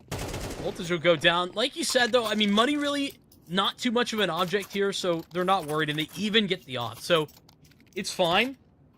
That's a nice little extra to pick up. It's right when they lose the lead that they finally bounce back, FlyQuest. Took away one AK away from the CT side, which, as you've highlighted, can be big in picking up that op there in recovery. So, but yeah, I did feel, I mean, a wake-up call here. FlyQuest Red, I think one of their struggles here has been they've been able to effectively take A, but sometimes kind of left into a panic to plant the bomb in certain scenarios. But finally, they find enough entry access comfortably to plant the digits in. Did see an opening pick.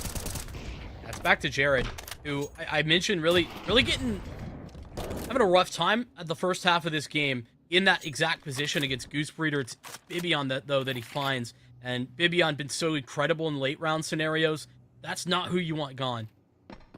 Rotated down lower, but overwhelmed. There's too many targets on his screen. He escapes, though. How is he still standing? That's going to provide so much worry here for this T side. They're spending so much resources trying to take him down and buying so much extra time. There's now two defenders on the side, but Voltage misses his op shot. They got some recovery here, but now left with a smoke. They expect a player on the bomb site proper. Snakes does surprise still, but jumping through that smoke, DJ. Looking to throw a wrench in the system here. Emmy looking for 30 kills. She collects the bomb. She's going upper. She's going to that A side there. Plenty of time to make this decision. And now plenty of time to reposition effectively. Numbers being punched in. Bomb plant a lock, and she's going to route all the way towards heaven. This is such an interesting move now. This is hers. Feels like she's decided that this is her round. So many of these rounds have been nearly unwinnable, and just such a proactive maneuver. They're going to be back turned. There's just no way they're anticipating this. With this speed, it's just impossible. That's the lineup, but no! Oh no, Emmy! She has the perfect move, the right read, and the back's turned, and that is when the whiff comes in. One more bullet right there, and Louis on the ground, and they get map point. It comes down to one more shot connecting. The difference between Might playing up against map point to go to a third, or this being a 2-0. And it's Emmy of all people who hasn't missed a beat. Finally struggles just a little bit in that spray. Oh, what a devastating loss. I can't even start to imagine what's going through her mind there. Frustration. Gotta swipe it away. Let it roll off you. Because now she's got an op. Down 50 HP, gone already, but still. Most important factor for FlyQuest Red, and overtime still a very real possibility. Absolutely. Need one more good A execute to call upon here. Looking to shift up the setup. They molly inside the flat, but now the full execute comes through. Louis avoiding these flashes. Eventually they do connect, but he's still holding the line effectively. Unknown location. The A1S, the silencer, strikes from above. And Emmy, who has fought heroically all the way through, is going to be blasted through the smoke to close things out. Might they pull off a monumental comeback off the back of an incredible first half from FlyQuest Red. A 30 bomb from Emmy. They survive, they weather the storm, and they close out the series to move on in playoffs. Yeah, I mean, a well-deserved win for Might. That first map, obviously huge. You saw Jared really, I think, the most important, impactful player, but then you get down 10-2, And it's just such a requirement for Voltage to have so many of these incredible rounds. And it's not even that he's dropping 30 like Emmy did. It's that he was getting it done every time he was asked. Multi-frags, yes. Clutches, absolutely. And the patience that he had there too. So many rounds there that were, I mean, within a couple of seconds of losing, brought back by Voltage. That is, I mean, that is the difference in how to close a nuke and how to close this series. Absolutely. I mean, he just managed to impact so many key rounds. I mean, in a pretty similar fashion to what we saw out of Jared in that first map, right? He, on very important gun rounds, managed to find the important multi-kill, the important, shutdown play to change the tides of the way that things were shaping up there. And in the same fashion, they have a different player here in Voltage who can step up in map 2 and bring that same sort of, life-giving clutches to shut down any sort of, shutdown effort from FlyQuest Red to end off that second map and take it to a third. Again, despite a great effort, there's just so many different 1v1 or 1v2s that come down to an incredibly close marker that they just couldn't get across the line.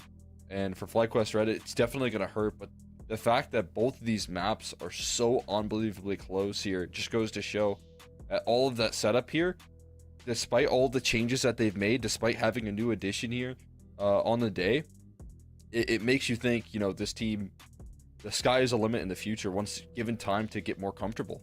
Yeah, I mean, that's the key, right? This all with a brand new roster in that, this is the first official that Marie has actually played for them. I mean, this wasn't even the planned roster that we had coming into this. Yeah. We saw just an hour ago that that's what was happening. You still had the Sheikh Zula graphic up. Exactly. So, I mean, as you walk away with this, I think talking MVP, though, for me, it's got to be Voltage. And when you just look at I think the rating overall, tells the story. But beyond that, a nuke that is unforgettable from his perspective. To be able to have that amount of availability on the CT side, to consistently bail your team out, to clutch up in those tight moments. If any of those clutches go the other way, we're probably talking about map 3. Absolutely. Without question. We're 100% seeing that. So it feels like that sort of effort coming through out of Voltage, bringing them that again, just game-changing clutches, it brings them so much life. And again, you're watching like a Clash of the Titans. You're on the other end of the scope of Emmy right there in multiple situations. So getting past that fear factor of a player that's in form, that's reading into every move. I mean, you saw in that 1v2 attempt that she made that she 100% makes these right moves constantly. So the fact that you still see Voltage being able to impact the server despite knowing what's on the other end of his crosshairs is impressive stuff. Yeah, and a victory there. The round of 16 for Might means that they move on to a quarterfinal. So a huge win just for as well, like a team making their way through the Swiss stage. That was a big talking point that you and I were looking towards over in South America. I think that continues here in NA. That can be a difficult feat. And we've already seen that, NRG taking a win over Kraken. Party Astronauts, it's the same against an MCS that looked good in the Swiss stage. So as we see Might move on, a big victory. That's not all we have, though, for tonight. We got Marsborn and Akimbo. Another very exciting matchup. I mean, we honestly are getting very fortunate, you and I here, Cole, to jump right back in with some good games. Oh, I'm so excited for this matchup here. I mean, it's going to be my introduction after seeing what Marsborn have been able to do here, kind of jumping into the scene, this new organization, getting a chance to watch what they're made of here finally in the server is going to be very exciting. And anytime I get to watch Akimbo, I'm pretty excited as well. Yeah. So with all of that excitement down, we have more as we've just highlighted for you. We're going to be taking a break though. But when we come back, we're ready to roll with Akimbo and Marsborn in just a little bit.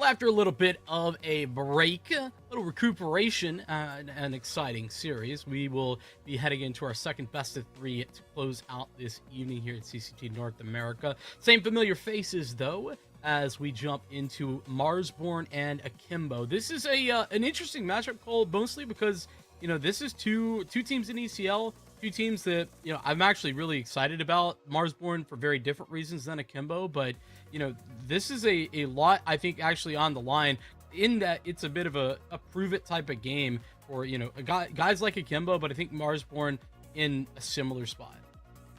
Yeah, I mean, I'm right there with you in terms of the opportunity to prove yourself, prove that this pretty cool organization that has kind of made a splash jumping into the scene here is obviously a team that not only can compete in playoffs, can do good work in that department, but also is looking to be a team that can do damage beyond that, can make these deep runs, can be a roster that can compete with the best. And obviously Akimbo going to be the first matchup here, but again, Akimbo's ready and willing to put up a fight here versus this tough roster in Marsborn. Yeah, I mean, I think Akimbo showed it through the Swiss stage. Honestly, I would make an argument they probably should have gotten an invite.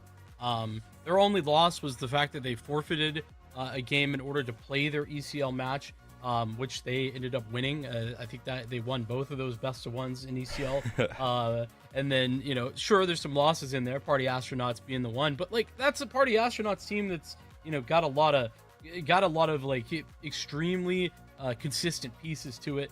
Even if there's been some adjustments on the roster side of things. So, I don't think there's anything wrong with a loss to them in ECL. Otherwise, I think Akimbo have, in their first outing here in a league like that, I think they've already shown up well. So I'm excited about this team. I've been excited about this team. I mean, honestly, fair enough. Let's jump into talking about the details of the roster, because I think that this is a very exciting team because of their play style. They play nobody else does, and that's saying something when we are in A, and we love to play in your face and zoom fast.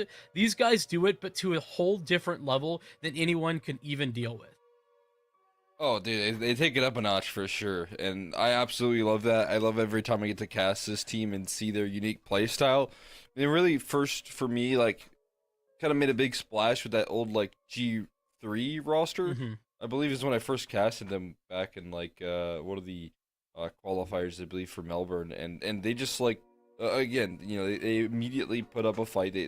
They show what they're made of here, and have stuck with this core for quite some time at this point. They're still kind of leaning in on that identity here of playing some very aggressive styles. And as you said, this is a roster that not only is building up consistency, but is looking for an opportunity to make that next step. And in a similar fashion to what I said for Marsborn, starting off here with a playoff win and beating this team with so many proven talents, but not a lot of I would say, just missing that newness and missing some of the up-and-comers here on Marsborn.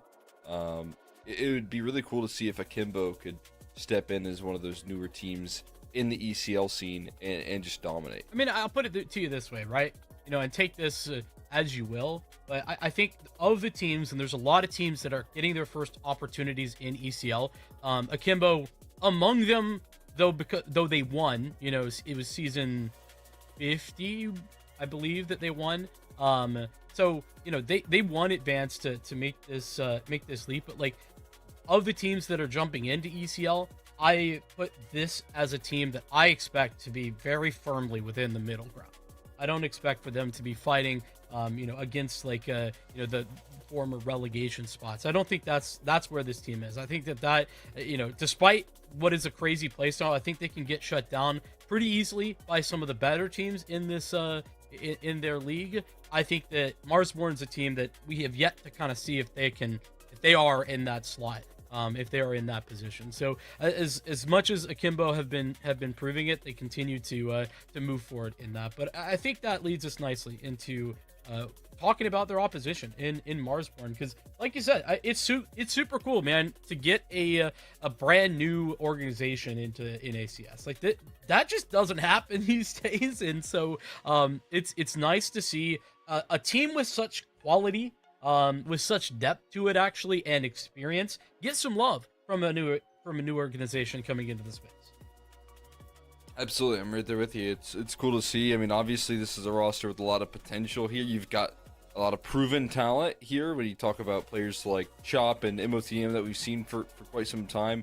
Minus kind of after a bit of a break, making a reintroduction and a big splash with this team and getting a excellent opportunity to show what he's made of, getting back in and kind of fielding some success here.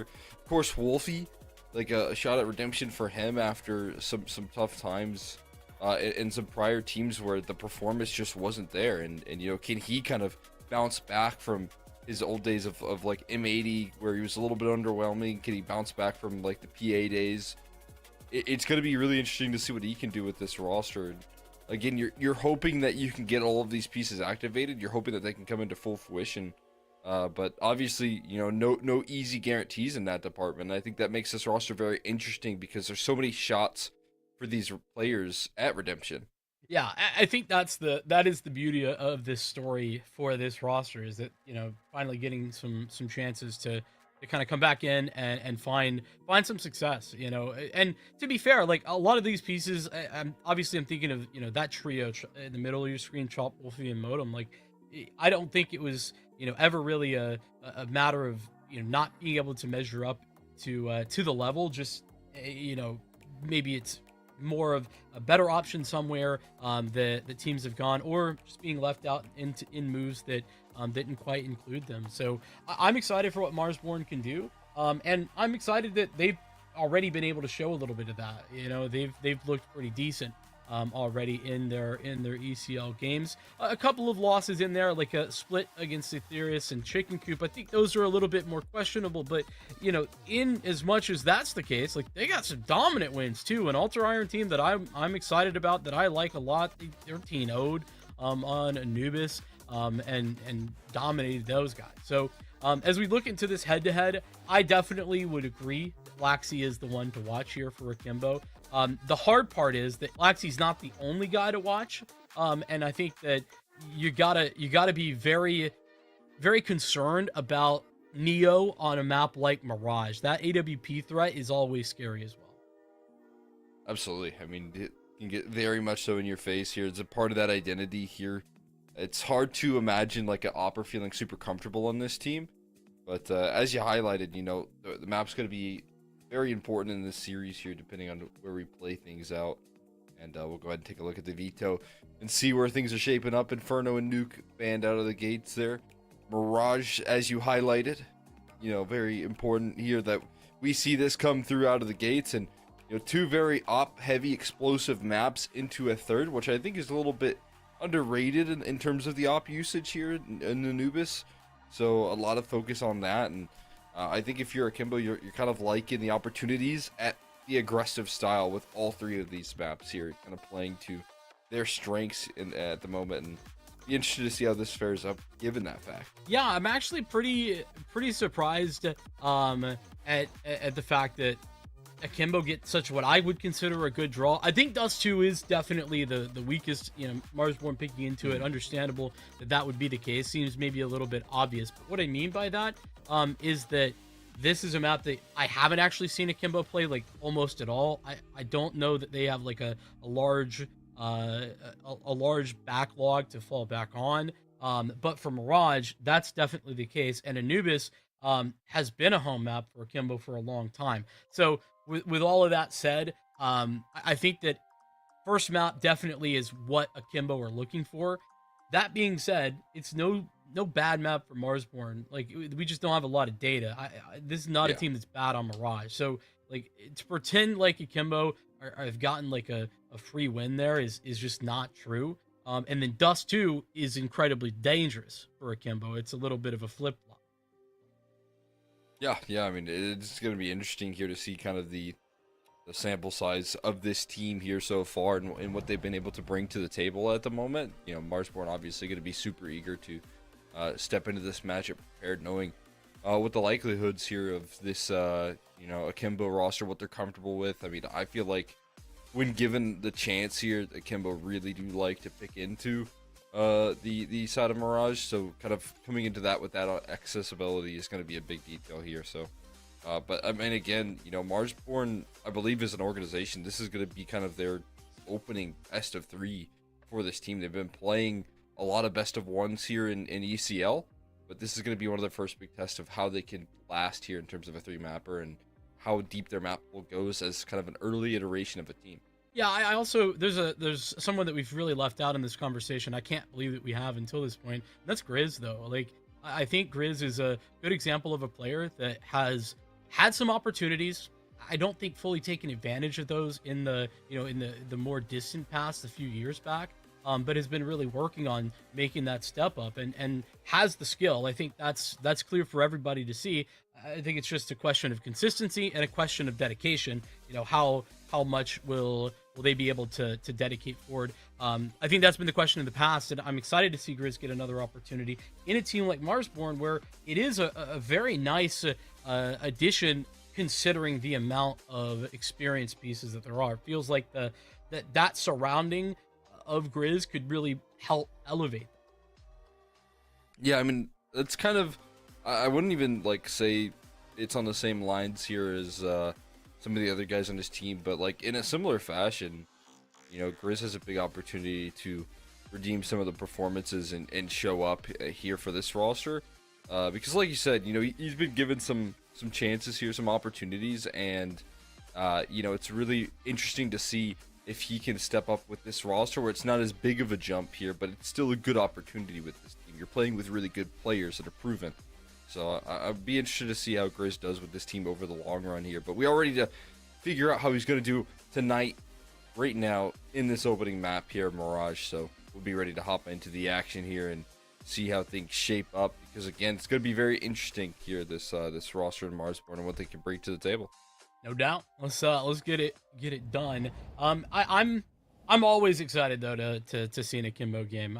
As much as Marsborn excites me. That's why, I mean, I was telling you in the green room, you know, feel like we've gotten lucky. A lot of awesome matchups just from the very beginning. Here that we've been able to pick up on today. Our first into the second, but T side, I will say, man, this is a negative for a lot of teams. T side start maybe. Not for Akimbo, not typically. It's very difficult to deal with your explosiveness, but it might have the right read. Very much available or Marsborn to rotate towards this B hit when it comes through. They have a decent bit of pressure here, but they're scaling a little too quickly. Neo will jump out and take some duels already, and they're gonna have side access. The bomb planted. Before Marsborn could even get into position. Wolfie trying to take a strike up market, but they double swing into the fight there. One casualty taking place there from a quick headshot from Wolfie, but nothing else concerning until they jump through the smoke there. Laxi looking to end it a little too early, because it's not just done yet. And you get to see the best and the worst of Akimbo, and one very pistol round to open things up. That is... Where they use their aggression to full effect, but then they over-aggress. Oh, it is so true. That is the woes and the beauty of Akimbo, all in one round. Yeah, doing a phenomenal job. It's Neo to break open the site, and even beyond that, the fact that Marsborn just have no availability to get back in, good utility as well, and a phenomenal double swing. But Akimbo just they want more. They need more. And sometimes more isn't really required. That's one of those examples. Marsborn taking full advantage. Yeah, I mean, that's just brutal right there. Tough loss. I mean, one that you can easily shake off here, fortunately, because you do have a bomb plant, but one crispy headshot offered up by Wolfie. They're looking for repeats here. A lot of damage being done. The mollies are burning them down. And the surround. Now just a last-ditch effort here from Cameron. Taps away. Needed one more headshot, but Grizz will not allow that to slide right there. Comes up clutch for the team. But the squad finishes it off with a 3K, and we'll see if that puts an end to the force buy decisions. It comes down to a 1v1, so you might be interested in giving it another go, but you didn't get a bomb plant, so might be less of an option. Yeah, I think the lack of a bomb plant would have been the killer for most teams. Not Akimbo, though. Yeah, let's just go for one rifle here. See if Cameron can't do a little bit of damage. I mean, yeah, but everybody else is pistol armor, so this is. Ah, man. Really just overrated here when you have headshots like that from Ovi. Minus will answer back with 3 kills in a lineup. And we are getting what we came here to watch here, that's for sure. You know, it's got a little bit of a route here towards the CT spawn side, but one more kill, and again, it comes down to a 1v1. Oh, they're doing it. They're going. There's no way they're not. Well, I think they'll have, I mean, it would just be Tech 9 for Cameron, but everyone else should be able to decently buy with the amount of kills that they found. Yeah, I mean, that's the key, right? Like, that's a heavy investment, but if you get a couple of kills, and Obi is a menace with the Deagle, like, just as a whole, Akimbo are deadly with that weapon, but Obi in particular, and you see that there once again, man. So Marsborn, there's just no room, and again, we kind of go back to this conversation point, talking about the ups and the downs. This is the ups, though. Akimbo have just maintained extensive pressure on Marsborn. They've never had a chance in this game, despite being up 3 rounds, to ever sit and rest on their laurels. And now you're going to have to go straight up against it. The investments with AKs around the corner, it's not a pretty prospect here for a team that's had so many close rounds. You have MP9s and FAMASas versus the AKs, and you're asking who has the better buy despite being up 3-0. It's Akimbo. And that's understanding that they, have had to take a couple less grenades on a couple of those players because of those investments. But that's stopped them. Maintaining some mid control. That's a nice HE, though, into the smoke. Minus already been a critical piece of the pie for Marsborn. But it is going to be Krall's able to claw that one back. Get something done for Akimbo. Maintain some of that mid control that they used a lot of their utility to take.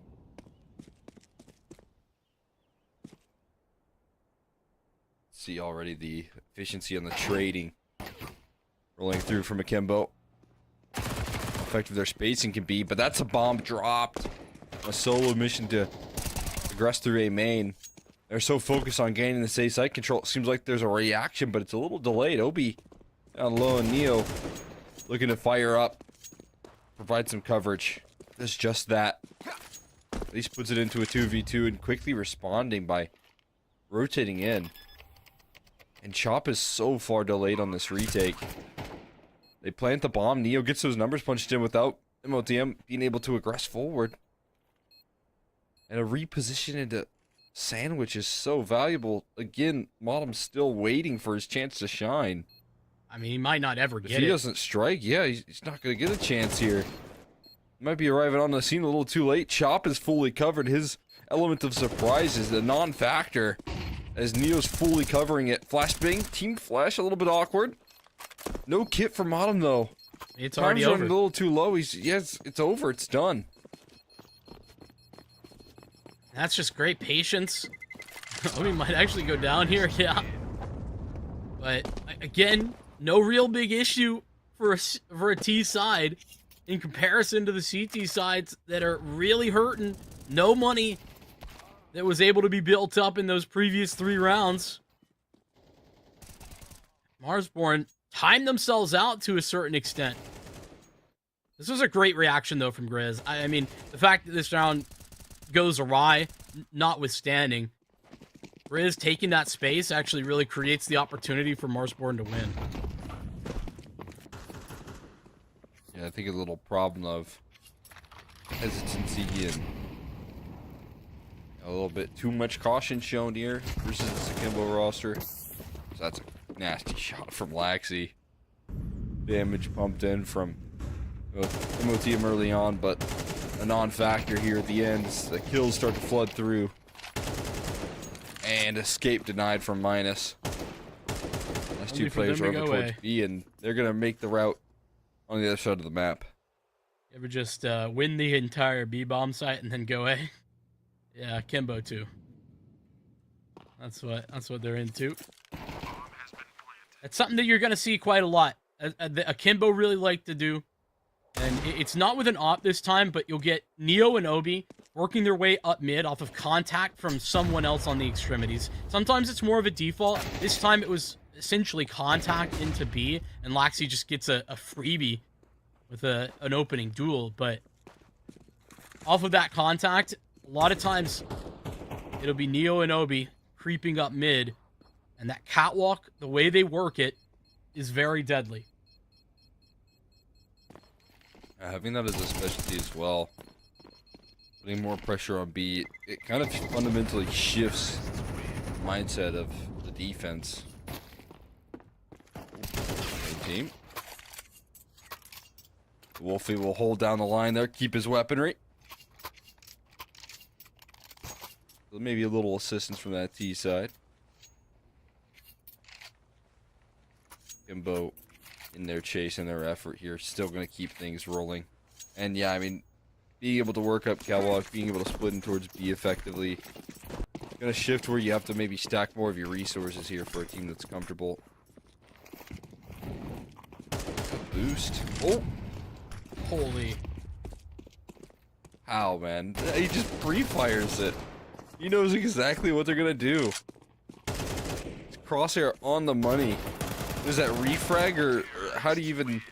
I'm pretty sure there's not a refrag. I don't even know. There. Yeah, they don't even put players there. I play a little bit of refrag every now and then. I ain't never seen a guy there. Maybe they got a new update though. It's been a minute. You gotta get in his ELO bracket to have people play there. Yeah, maybe that is it. I won't pretend I'm anywhere close to that ELO bracket. That's where you get the 6,000 ELO there on the entries, and they just start throwing players in the ceiling. Yeah, I think I'm like probably 3 or 4K on a good day. So that's good. That's solid. You know, definitely not there yet. But I mean, Aim yeah, rising. That's right. Incredible though. It's one you just got to tip the hat to be honest. I mean, same situation to be honest for Chop. There's Neo though, right back, and it's the contact off the back of mid. They come out A, and they're coming out swinging. Got Minus into the site. He's had an incredible impact, and he stays alive, crucially, as the nade hunts him down. Oh, and what about another one? Launches out on that one, too. He's playing a good gamma dodgeball here. They still have this late flank coming through. Still waiting on this to activate. To arrive on the scene as Neo takes a flight. Forward facing. Won't stop swinging. Can't stop swinging. They gotta wait for this Palace Lurk again, though. It's a late flank that provides some extra time here and rips it off the clock. There is a kit this time around, and there is coverage. Excellently handled. MOTM needs to cover his teammate as the defuse comes through, and he does just that. I was very scared, Cole, that Modem was going to have another flank that just doesn't get it to position in time to have an impact on the round. It was very close to that. But phenomenal job. Modem does actually deliver, and it's in defense of his teammate twice over, defusing that bomb. That's it. That's what you want out of him. Don't know about that swing from Neo. It just seems like he was searching for a duel that wasn't necessary. Yeah, he'd like to get into post plants, and that's when they start getting a little bit antsy, it seems. Seen some of these situations flare up, but you know, again, part of their style. And with that, you got to take the good with the bad. Yeah, I mean, that is true. I do think one of the things, though, that Akimbo added to their playbook honestly by adding Cameron, this is, you know, over a season ago now, but when they initially like made those deep runs, kind of started out, it was Calamity and one other, and I think that addition of Cameron has added the late round to their game more often than not. The hard part though of this round is getting to the late round. Losing out big time early. Damage being provided here from the mid defense. They get the opening duel and connector, but holding on to that, taking advantage of that, a whole nother story. It's Marsborn, we're willing to fight fire with fire. They throw numbers at the problem. Cameron with his head on a swivel. He's gonna have to turn a whole lot quicker than that. Chop will best him from ladder, and Wolfie pulling through on a flank a lot quicker than they'd anticipate there. Does eventually connect the kill. Chop dies to the HE, and there's an open access to the B, or A side rather. Yeah, but Krause doesn't necessarily know that. Instead, he's routing through B, through market to B. Still, on plan is guaranteed. Oh, they do. And yeah, that'll help out a whole lot. Now, Wolfie's so far removed. He's got so long before he's going to be in position. He's going to run up catwalk, and now Krause, all he has to do is play that time buying measure. And I was going to say, good news is that Krause doesn't know, but now he will. Wolfie doesn't have the time to creep up cat. Looks like Krause wants to peek a fight here right now. He wants to get a quick pick because he's so low on HP. And he waits for him to tap the bomb. And he gets a back turn still. A very frustrating loss right there. As Akimbo close it out. Krause in a 1v3. Finishing the job on 1 HP there. That'll do. Here's that opening pick. But, I mean, already we're seeing the Chop minus having some incredible impact in this mid defense. They know that this is Akimbo's bread and butter, and they're really working hard to try and make sure it isn't a problem for them.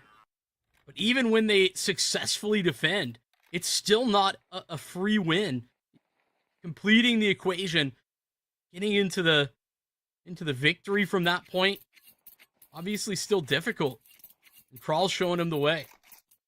Yeah, and that comes down to, you know, Wolfie ends up obviously losing that clutch, but it also, like, is a little extra frustrating because you could see he wasn't exactly flawless on that flank. Right, there was a little bit of a delay in that kill. And, you know, maybe if he's able to clean things up, he could have had both of those frags. It wouldn't have even ever spiraled, but when you're in a kind of up against an opportunity here on Akimbo to rip around away, they're going to make you work for closing out so many different situations. Right, there's a prime example of why you don't want to let things get a little bit out of control. And it's back to targeting towards this mid area. Bodies. Isn't exactly clean, but the only kill is a TK, so you'll take it. And Akimbo can recover the op. It looked a lot more dicey than it ends up being in reality. That's a credit to some good T-side positioning right there. You know, Chair covering his opper and killing his opper, but still covering his opper in a certain sense. And you can't have the op, neither can they. Yeah, that's a good way to do it, right? Check in with your opper, see if they agree with that.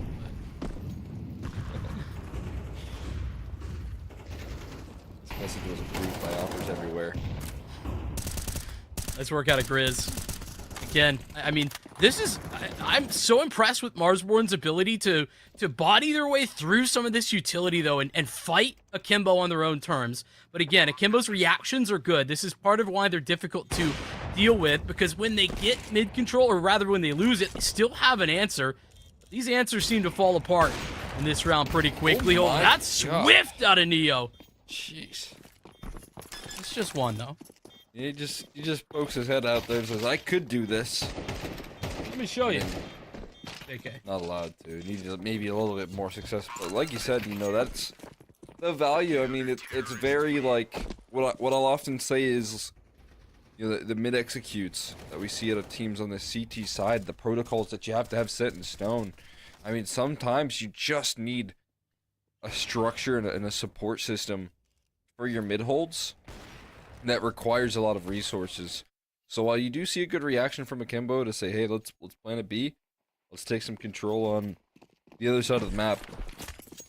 You know, the protocols right now from Marsborn to handle the amount of emphasis that Akimbo are putting towards middle is going to force them to slow things down. Otherwise, they're going to continue to struggle here, it feels like.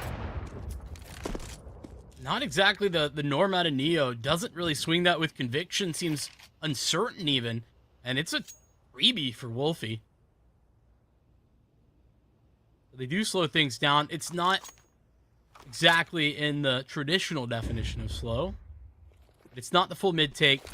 We try to creep out a kill A, but it doesn't work out.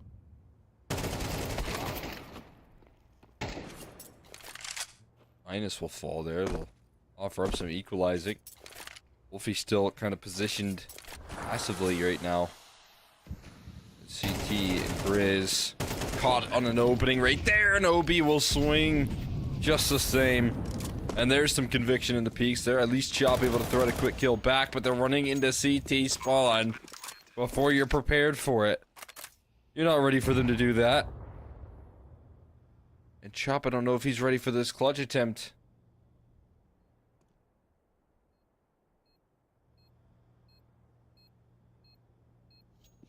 He's just hoping that they're going to give him something, and, I mean, to be fair, they are. Yeah, I mean, it's not a bad read. Yep. It's Obi. Kimbo's... I assume still, I haven't, like, checked in on this, but I assume still they're in-game leader. From everything I've been told. Terrorists win. Imagine at this moment here, switching up that role is kind of a tricky task for this team. Yeah, after... 'Cause I'm still seeing the same sort of vision. That's true. Also 4 seasons with the same core. Yeah. I think they had a... Krawls was off for a season. I think was in China, if I'm not mistaken. Then came back. So, able to rejoin.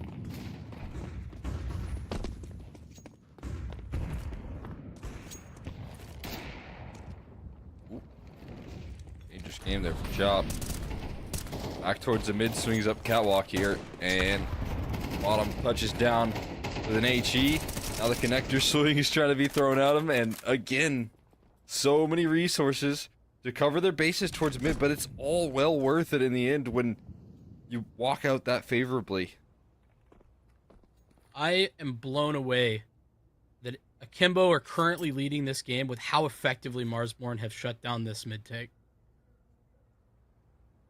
It's actually crazy. I mean, it's very fair. 1v3 clutch, I think, doing a lot in this half. On top of that, you know, the economy issues that Marsborn have faced throughout this half as well. No doubt. I mean, it all started from round 2 as well. 1v1 after 1v1. Yeah, I mean, I'm right there with you, right? It's definitely, it feels like Marsborn playing the maybe better CS, except for in some of these clutch moments where I think they really struggle.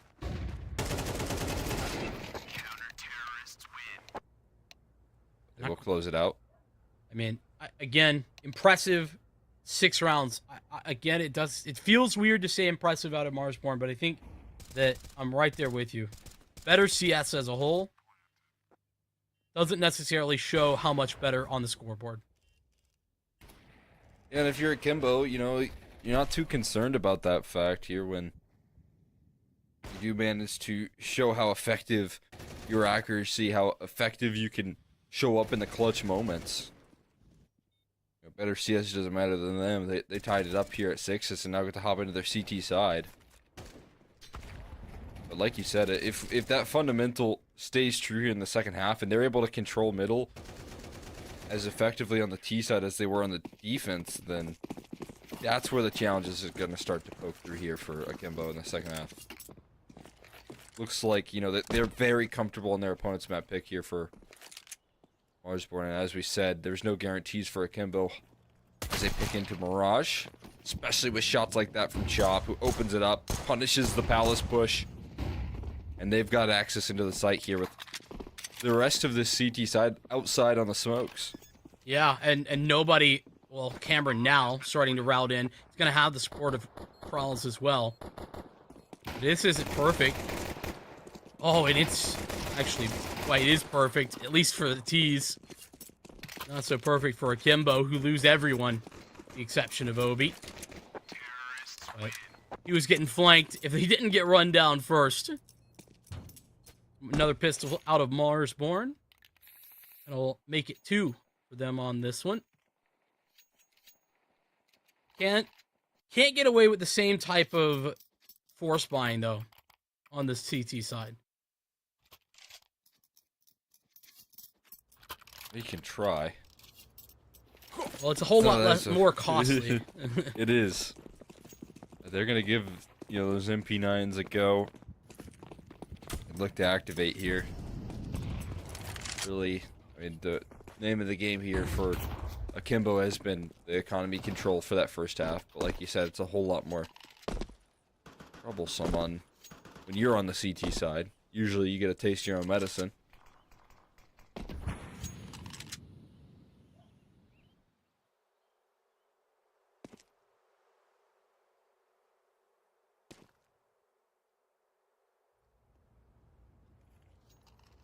Marsborn have left minus out in mid. Now they just group towards A. I like that they're keeping this simple. And this is going to end up being a great target as well.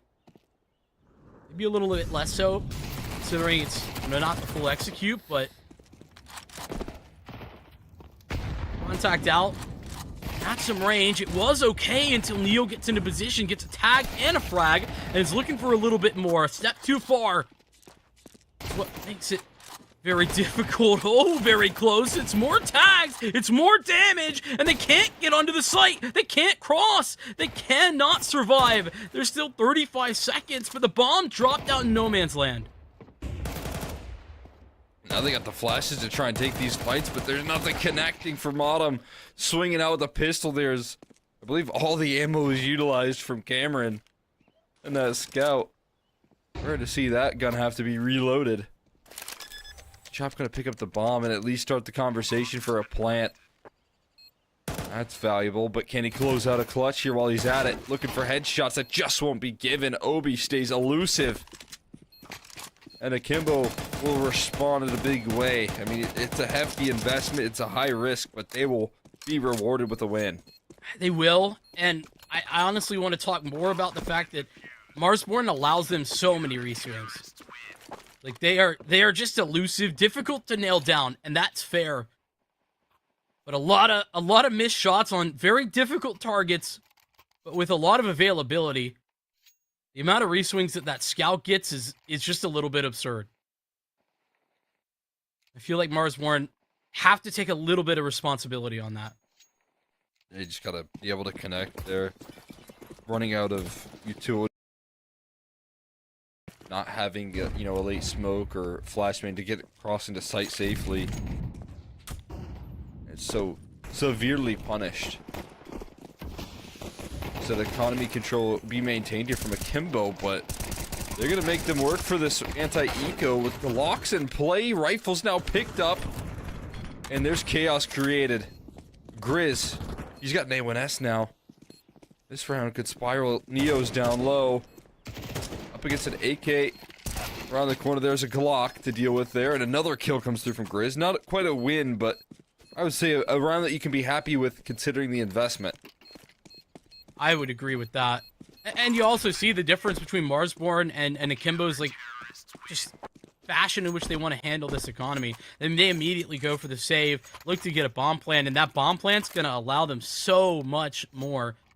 It would have been a little bit more limited on the utility. Now everybody's comfortably into AK in full on the util. That's a huge relief.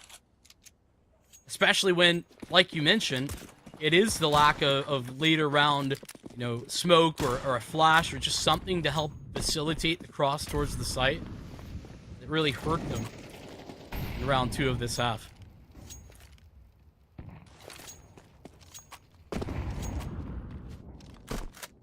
I mean, at this point, definitely won't be missing that. At least you shouldn't. Something would have had to have gone wrong if that's the case. A little too delayed or something along those lines here, but buddy system protocol here in full effect for mid control. See a stark difference between these two teams and how they take that space here. T side a lot more measured on the approach.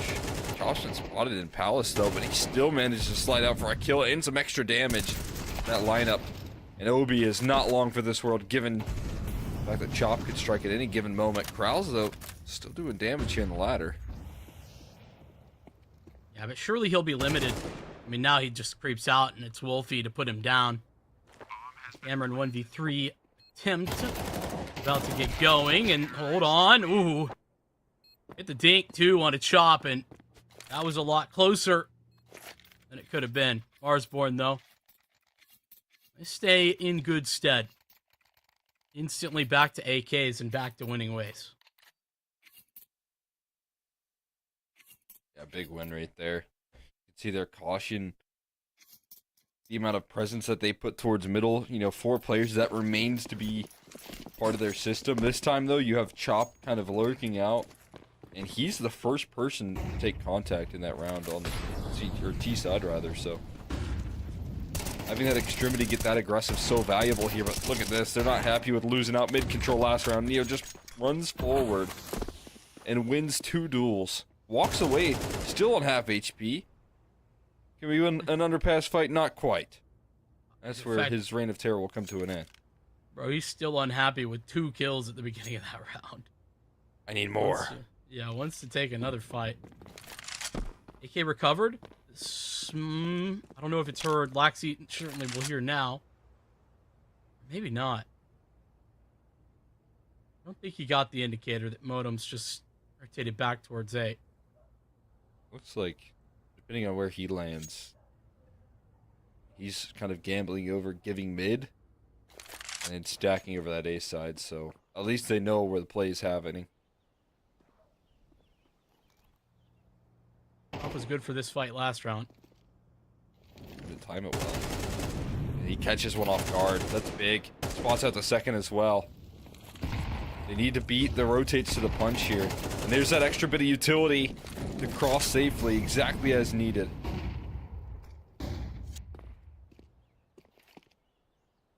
This was a 5-on-3. It's now 3-on-2. Oop. And I'll just keep counting down. We got Cameron. That's another mirror attempt at this clutch. Got far less of a chance than he did previously. Yeah, back to the classic best and worst here, though, for Akimbo. When Neo's breaking open the entirety of mid there. Or Obi, excuse me. And then going back for another underpass fight. That's just... What more do you want? It feels like that's enough. Yeah, I mean, you gotta take your wins at some point, right? And fighting until you're kind of just fighting until you're dead, it feels like, at that point, right? Nothing is quite enough. It is a very costly way to play out that CT side. Kind of the reality that they're facing here is that you keep on swinging, you keep on losing health. Eventually, someone's going to catch up to you. You're in such a position of power, like a 5v3. You just want to kind of hold on to that.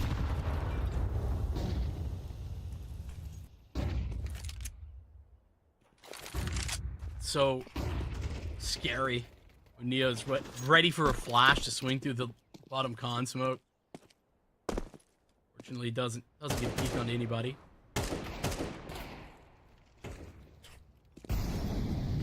Jeff's got to be careful fighting up against that Deagle, man. Minus will take care of it eventually, but there's someone that picks it up immediately. Great utility coming in to really scale up here.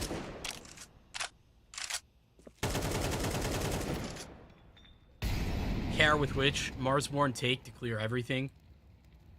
Such a stark contrast from the last half that was all about pace.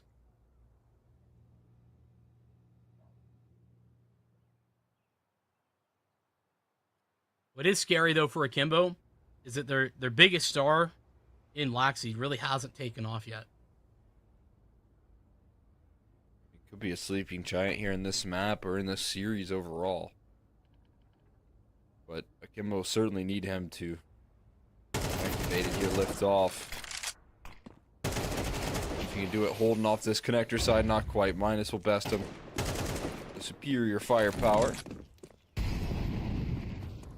An interesting flank coming through here that could impact him. But Obi Gets spotted on that jump for minus. And imagine someone's going to be watching the flank for the team. That's Chop doing his due diligence. Marsborn move up to double digits now. Yeah, I mean, it's been an incredible half for Chop.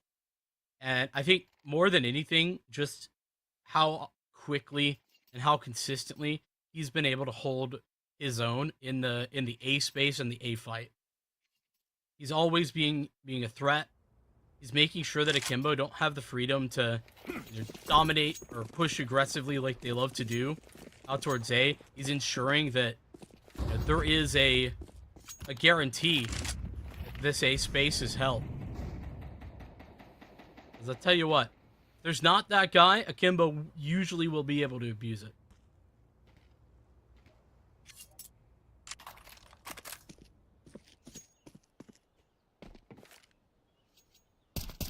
Yeah, I mean, it's easy to get caught in a trap. I think is one of those like Palace kind of A extremity players to be too passive.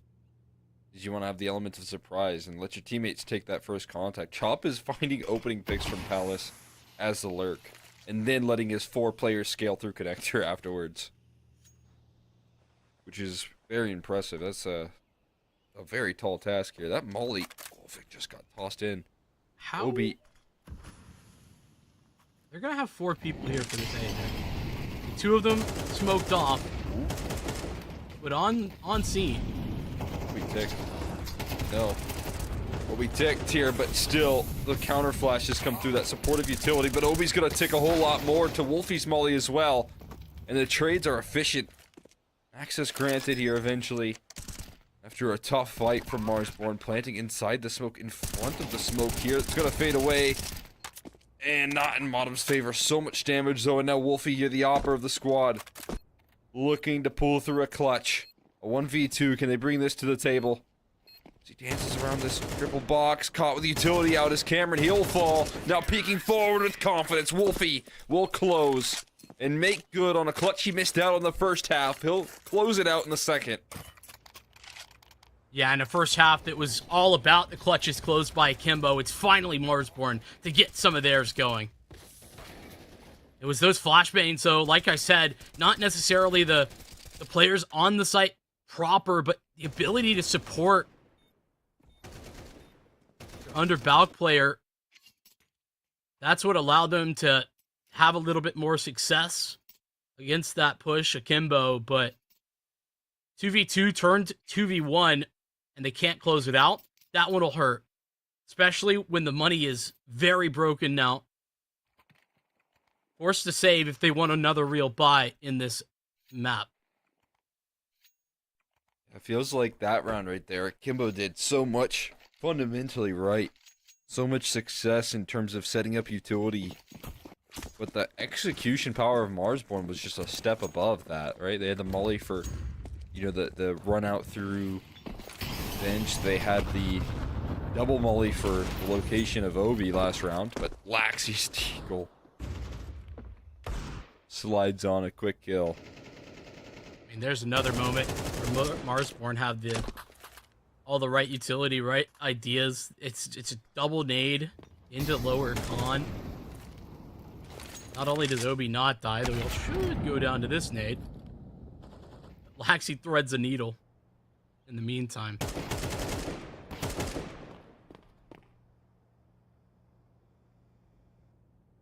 This whole T side is just impossible without Chop, though. He looks so comfy. Palace is truly his home. Yeah.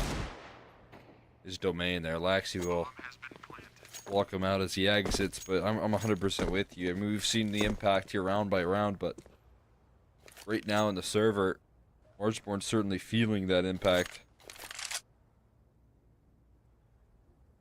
Making these calls a little bit easier for the squad to work around. Making your mid presence so much more effective. Just gotta wonder where Laxy's going there. Just not a lot of value in like a hill. You like exit. your value. I do. You like your value. I'm a value meal kind of guy. Can't blame you. But yeah, just would have been nice to have that AK. Isn't gonna mean the lack of any guns though. That is at least the case.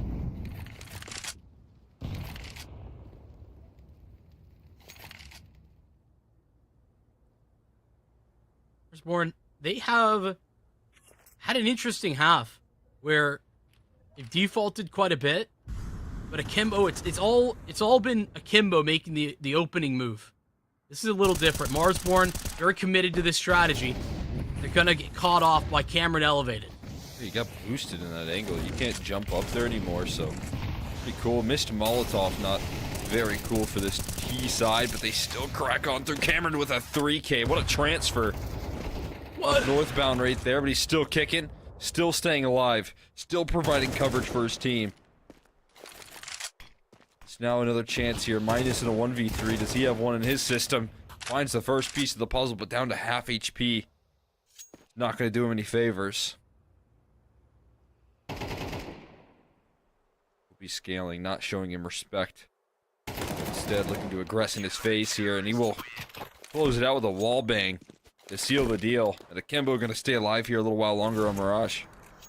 Yeah, I mean, Cameron's been chopping at the bit to get, like, that actual B play. Don't think they've gone B once, outside of, I think they went beyond the pistol, maybe?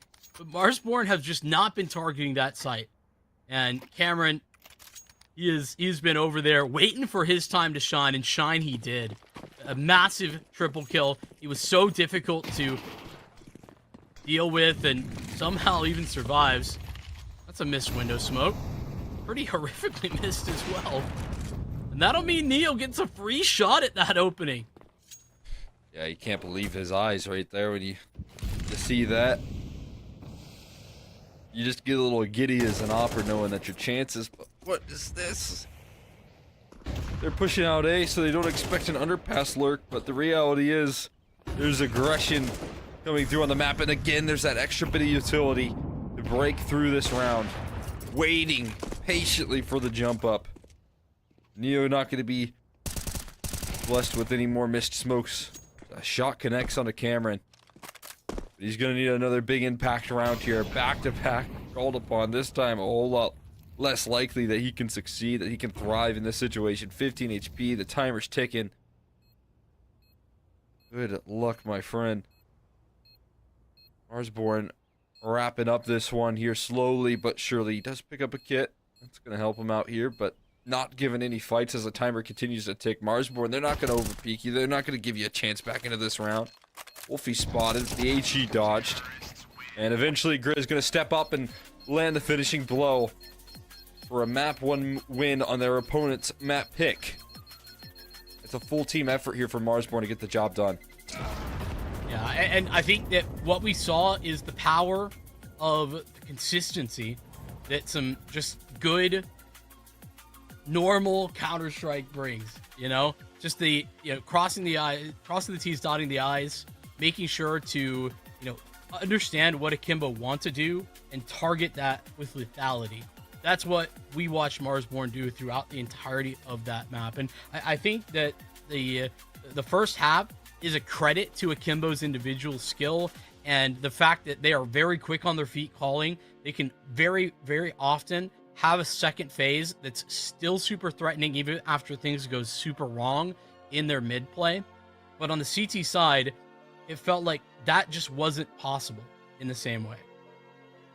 Yeah, I mean, absolutely. They tried their fights towards middle, and they tried for those aggressive purchases and even getting rewarded for that first kind of forced by victory. But I think, Marsborn learning very quickly from their mistakes, start to do their due diligence. They start to throw so much late utility. They really focus on what is those mid rotations coming through whenever they take A, making sure that they can't get away with that much support. They're shutting down it with flashes and kills and swings. So I feel like that's such a quick adaptation there from one round of a mistake on the second round of the half to then from that point forward not making that same mistake again. Yeah, and I mean, to be honest with you, I think that Akimbo in a very tough spot based on the performance there, able to do a lot, but then lose out pretty significantly towards the end of that map rather. And with that being their map pick, that's even more terrifying because Dust 2 is definitely a blind spot. We haven't really seen a whole lot from Akimbo, this season or historically on this map. So Marsborn putting themselves in a perfect spot to move on forward and find a victory. We'll see how that goes down, though. We're going to take a break, and when we come back, it's Dust 2 coming up next.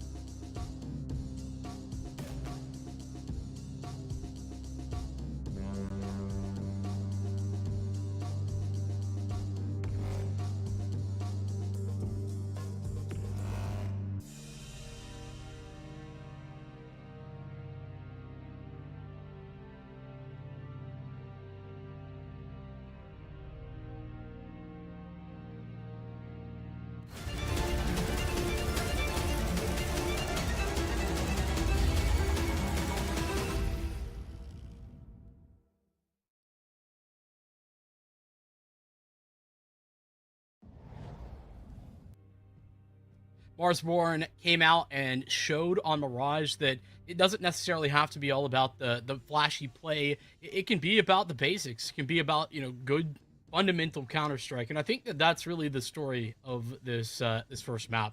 Mirage showed that off in a huge way. And I do wonder if Dust 2 is going to be any different, because you go from a strength there for Akimbo to what I would consider more of an unknown than anything. Yeah, I mean, this is going to be a very interesting map. I mean, you know, Dust 2 probably falls in line with all of what Akimbo like to do fundamentally. And on these maps, you know, take quick map control, try and press the issue. But are they going to be able to put it into practice here once the going gets tough? As we'll be ready to, you know, figure that out here. I believe we're ready to hop into the action and see if Akimbo can bounce back here on Dust 2, being at the map pick of Marsborn, who have come through looking like the team with the more experience, looking like the team to beat right now for Akimbo.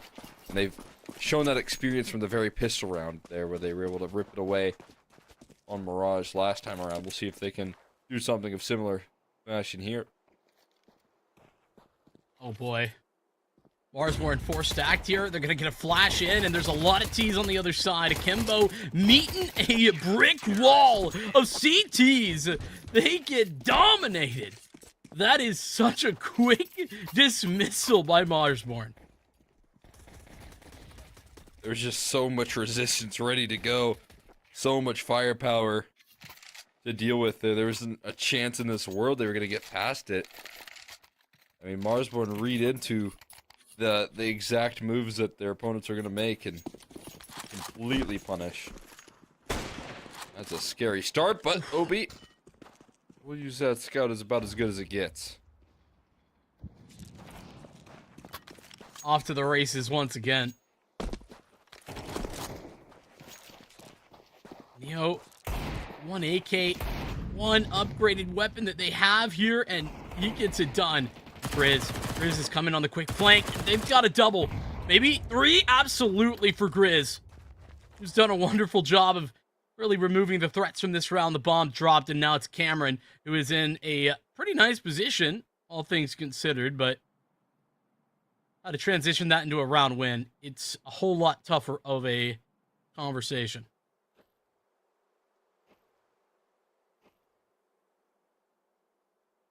See if that's a conversation I'm willing to have here. Spotted out. As good a position as it was. He gets shut down just as quick. And they needed someone to step up and really provide some relief right there. And look who comes through just in time, man. Grizz saving the day with his late flank. They say they nerfed the crouching MP9.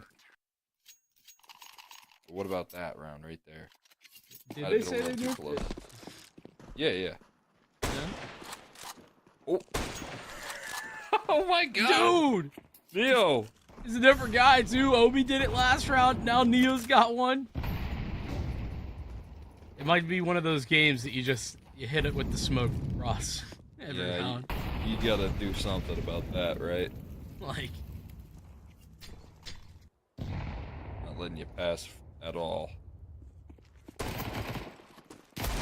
how about another? This might be Grizz, though, saving the day once again. Unfortunately, taking a lot of damage, though. It's a big save, though, out of minus. Who actually really dominated the start of Mirage. Waits for Grizz to get into position. And that's the right move. With Modem coming from tunnel side, Marsborn ensure that there's nothing besides the worst of cases to go wrong there. Popping up pretty nicely. Got things down after the bomb plant. I mean, very similar to Mirage here. If you talk about the finances, though, always being pressured with the constant kind of light buying that we're seeing out of Akimbo, where they're never walking into rounds empty-handed on the T side. Specific. There you go. There's a smoke. We've made it. We get across. Hey, one time it's lucky. Twice in a row. Yeah, it's just not worth it. Ooh. Hey, well, smokes are indeed Marsborn's friends. Let you cross mid. Let you get a couple of kills. That'll do. Nobody. Everyone asks where is smoke. Nobody asks how is smoke. It's doing great. Asking why is the smoke not there? Because we HE'd it. Like that. There's some utility. But they should be able to cross successfully. I mean, there's a little bit of spam, but to the site. Oh, okay. Yeah, they return the favor. Smokes really are their friend. They live within them. They shoot through them. They're not very friendly to their friend, the smoke. But the smoke still returns the favor, and minus will be the last one to close out the kills. Yeah, at least get a bomb pro, which you know what that means for this team, but... Yep. I mean, it's also 4-0 now, so... You know, that's just every team on the T side. True. You get a bonus start to roll on through, plus that extra dough. There we go. It's already feeling like, despite Akimbo finding some incredible moments of individual success, that Marsborn's fundamentals coming back and showing off again. That'll certainly help. Grizz takes their first death. He got stuck to the end. Well, he still manages to come out on top and holds down the line for the second. Prepared for the idea that, hey, maybe there's someone that's going to push the molly. He's right on the money there. Minus with a nice tap. He's looking very sharp here today. I mean, So much damage to the wall as well. before it was the chop T side that really took the entirety of that Mirage by storm, it was Minus that was keeping them going in the first half. More than anyone else, I would say. You know, Wolfie had some big moments too, but like more than anyone, it was definitely Minus. He's done his job in this one, as is Modem, to be honest with you. Modem already tagged low. Nothing easy to clear him out. I think just seen, though, is Obi. And they gotta test this up, and test it they will. It's an aggressive duel, and a missed shot by Modem. Hold on a second. Yeah, probably! Oh my god! Wolfie made it happen! What was that?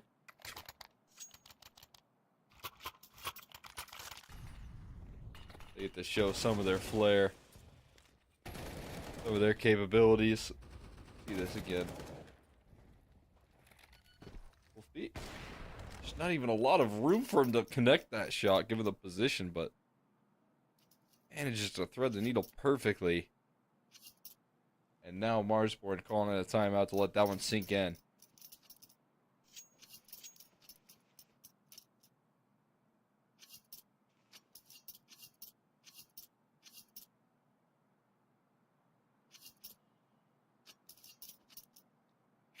Interesting 5-0 lead.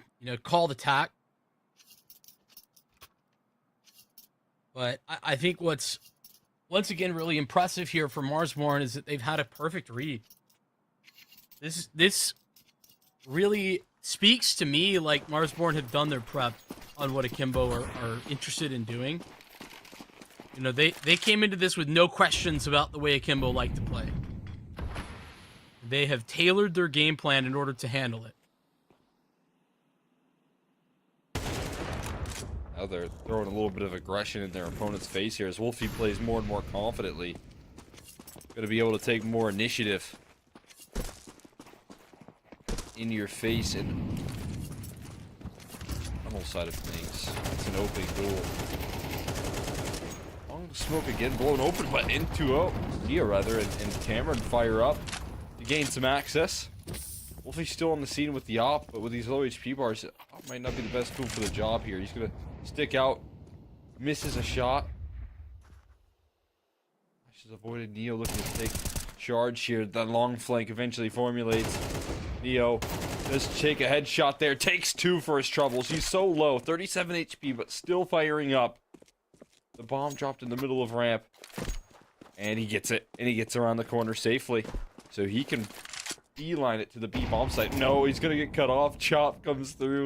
Rotates into long. It's a long route for Neo, and he can't escape. I mean, that's another round where Marsborn are all in great positions. All of the decisions that they're making are very incredible. And it takes a little bit of a miracle for Akimbo to get back into this. That first shot through the smoke, but then Neo just able to be very maneuverable. Unfortunately for him, it's a 1v1 at the end. And he just doesn't have the health nor the positioning to overcome that.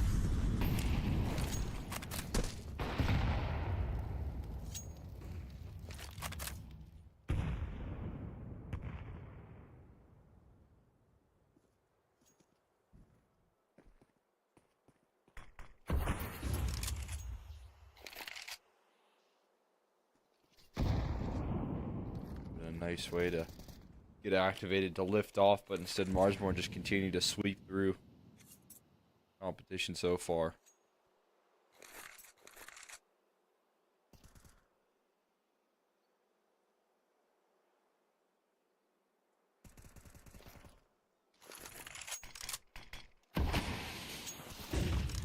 Wind across, flash to follow it up, and this time, finally, I feel like they get across into the site without losing anybody, which is a big difference in how rounds have gone in the past.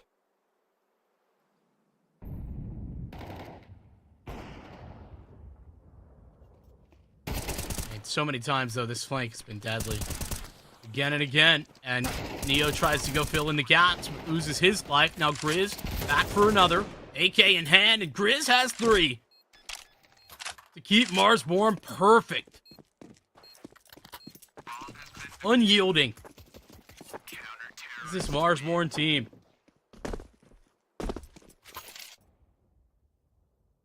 And, I mean, some serious gaps showing in Akimbo's Dust 2. Last time they played it was in September of last year.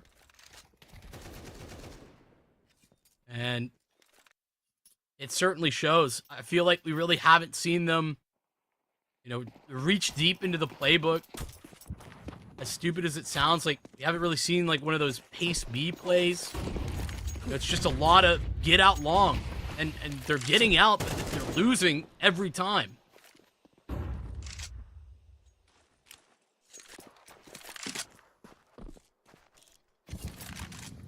Feels like Riz on some of these, like, flanks is always the wrench in the system when things look like they're going well as well. This, B side.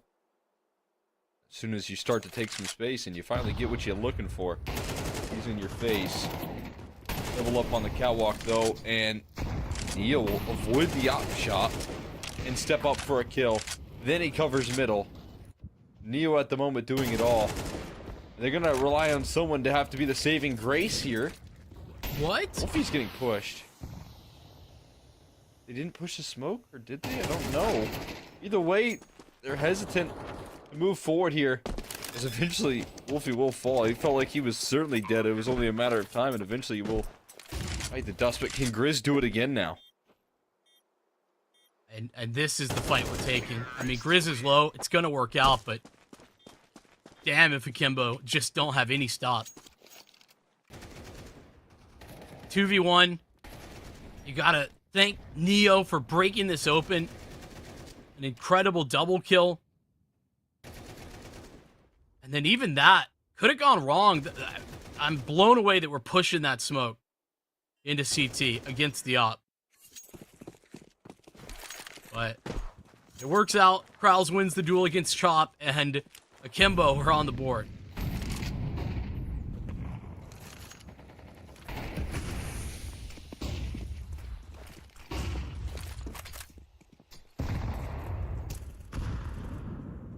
A little bit of delay here. Getting shut down. You have to call upon Neo. He can step up with his squad. Get them on the board here first. Be execute afterwards. Chop has held the line so effectively in the past. He does it again. 2 kills and almost a third. They're halfway through it. This time a different player on the flank here. Modem strikes though. And their mid lurk eliminated. Leaves it into a 4v2, a post plant though. And that B side sometimes can be difficult to crack through. This time though, it's going to be a whole lot more difficult with only 2 defenders of this B site. Molly goes down. What are they waiting for to finally spring into action? Flashbang avoided. They still don't know about this first point of contact, but Krause will fall. It's just on the low HP Laxi. And Wolfie's op will sing true. Will that retake off? Yeah, I mean, love that Wolfie is just understanding the situation so perfectly there. Swinging with his USP out. Understanding that, you know, he's got to make the commitment to make sure that this isn't just Modem taking the fight. But, yeah, back to the conversation about Chop, who hasn't been given too much time to shine in this map. Pulls off the double. Buys a lot of time, too, for the rotation. And leaves Akimbo ultimately in a 2v4 post plant. So, I mean, with Laxi and Krause, it's one that you would back to have a lot more success than usual, but it's not been a very strong performance today from Laxi, though. And I mean, again, Akimbo, others picking up the pieces of that, but against a Marsborn team that's got all of these fundamentals well and put together, they can't afford to be missing one of those X factors.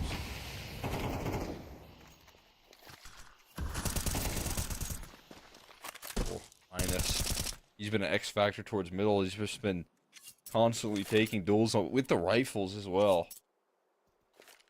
And winning them out.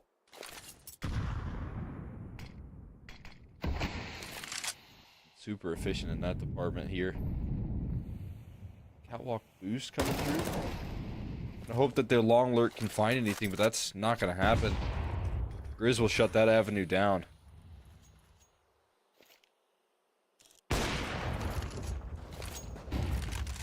He falls with that op, so they're gonna gain access to this bomb site one way or another. We'll get the numbers punched in. Retake's coming, but it's a little bit dicey. Neo has a forward position, but he'll fall off of it. Looks like he wants to go back for more. He's looking again, and he's gonna get a shot, but it's a miss. Now they look for Cameron to make the activation. Minus is here, and Neo's traded.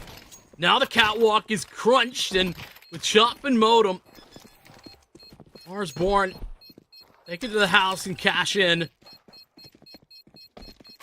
We'll get the fuse kit on there, and Akimbo, they have one round, but it is just a fleeting victory.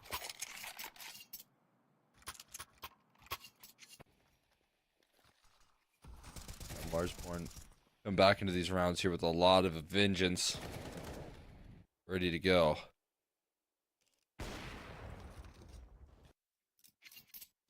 sure that things go back in their favor here. It does look like, at the moment, this Limbo squad looks a little out of their depth comparatively. And the struggles are understandable, but not a lot of time to really activate and lift off here if they don't do it soon. I mean, almost may have already missed that mark. That's a chunky nade. Grizz will take one and walk away. And that's the difference, right? Grizz willing to just get their one and then fall back with a ton of damage done, even if it's unconfirmed. That is a very good point. But, willingness to take your victories in stride there and back out with the advantages that you've manufactured. Not necessarily the favorite moves. Modem will once again be able to multi-kill in this catwalk position.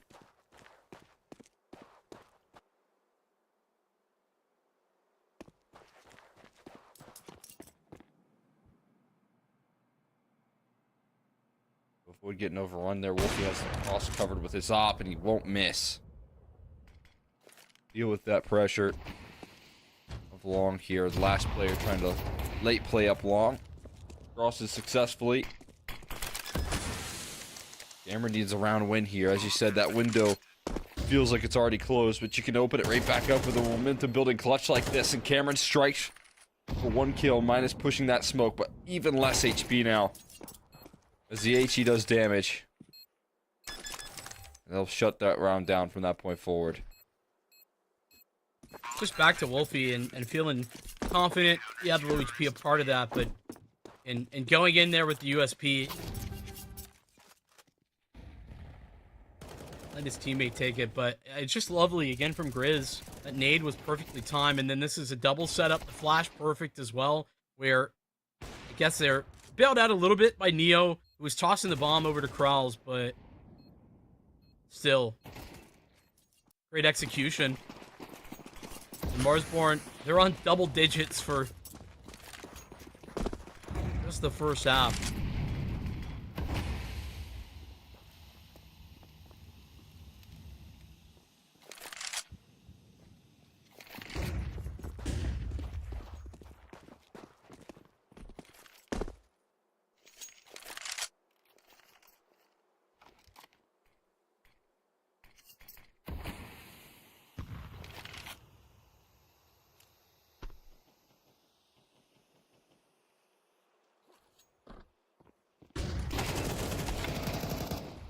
That'll give them some access there, OB. Trying to take a dry contact approach to this space. And they cross successfully, so this looks like one of their better chances here. This time of trying to close out a second round for themselves. That late long play that's been so effective for the CT side is not here this time, but maybe they don't need it. Minus gets his. It's a great shot on the fadeaway for Chop. Now Modem, it's flashes that are cycled in perfectly. Now it's all up to Crawl. Spotted and removed. Marsborn, they get all but one of these rounds on the CT half. Nothing beyond victory for Marsborn, no matter how far gone it may seem. What an incredible statement of a half right there from them. All the way through. Fighting forward, stepping up, having different players shut things down. And again, as I highlighted, that one looked like the better opportunity right there for them to fight through some adversity. But even the final hurdle, it gets ripped away from them.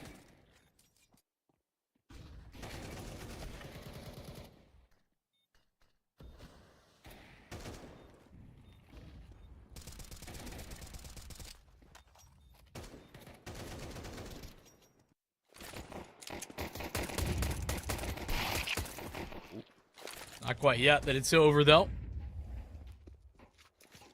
Still a chance to claw this back in. Marsborn gonna try and test Cameron, but they're getting crunched in on, and that will be enough. Support arriving there in time in the form of Neo from the flank, and That akimbo hold off disaster feels only momentary though at the minute. Gonna have to see so much more.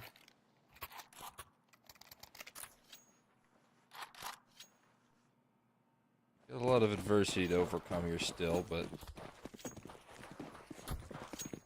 start somewhere. Pistol round is a good way to do it. Of course, disciplined as ever. You know, you're gonna see Marsborn call this one an eco. Be the beast of Cameron.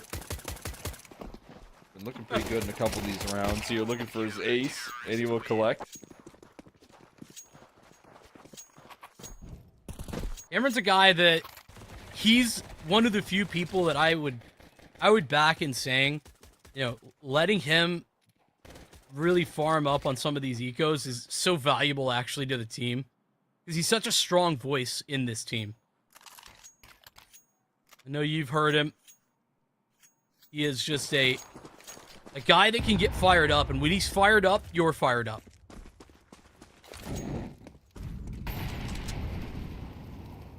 I definitely get fired up when I see Cameron succeed.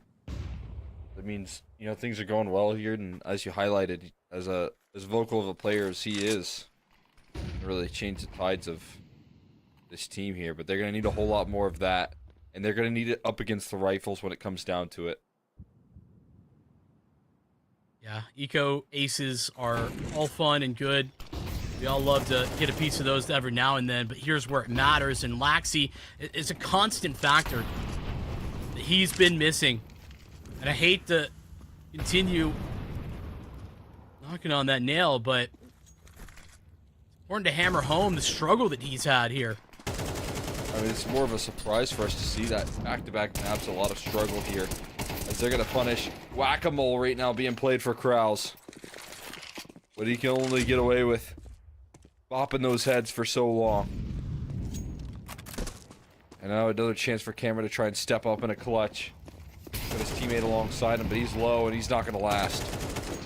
So now it's just Cameron here. He doesn't last that long either. Before getting eliminated, Marsborn now looking to lock themselves a route into the quarterfinals and do so in a domineering fashion.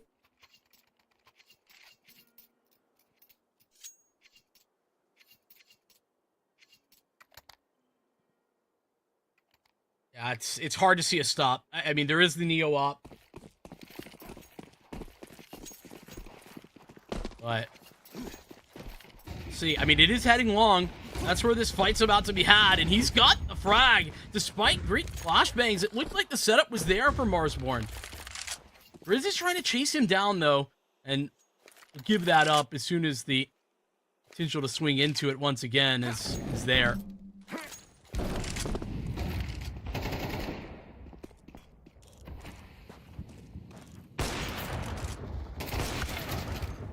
Yo.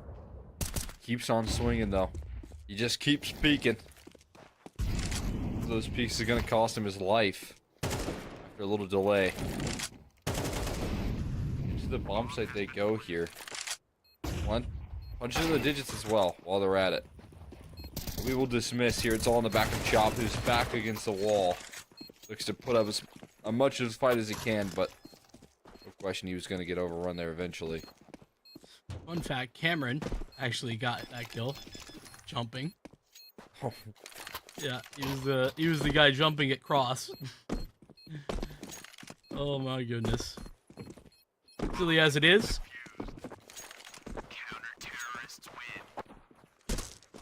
A Neo double kill. I mean, that's again something to lean on. Got Cameron to recover the AWP as well. Still a long road to the recovery, but I think we're seeing at least a little bit of life out of this Akimbo team.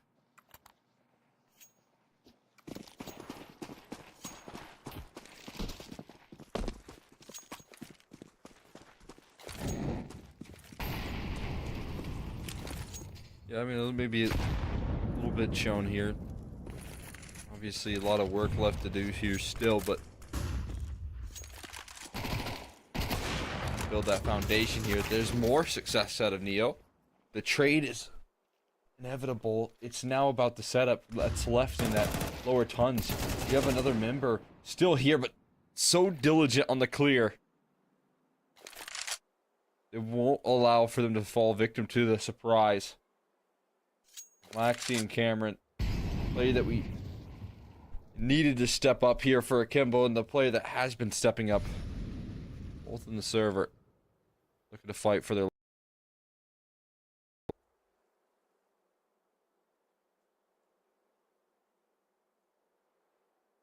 Split one per site. Marsborn, a careful, considered approach. They're going to group back up, play this together, as they should. There's no need to take any risks in this one. So it'll be Grizz to lead the charge into Laxi's bomb site. We've got Wolfie creeping out long as well. It's all about the contact, and that's when Laxi starts to swing. Cameron got a 1v3 in him. Seems unlikely.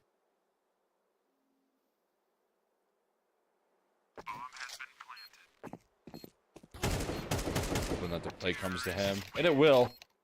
But it'll come to him in a deadly fashion. Grizz to cap this thing off here and seal the deal in a 2-0. Do it in dominant fashion without any struggles, without any worries. No concerns on map 2. They had to fight for map 1, to be fair. But from that second map, they show their real strength here. They show their preparation. And they continue to have that full team influence. It felt like everyone was able to be called upon here for Marsborn, but it also felt like they came through understanding what Akimbo want to do on this map, despite the lack of history for this team, and then they just shut it down. I mean, I think it's pretty much as simple as they understand what Akimbo like to do, period.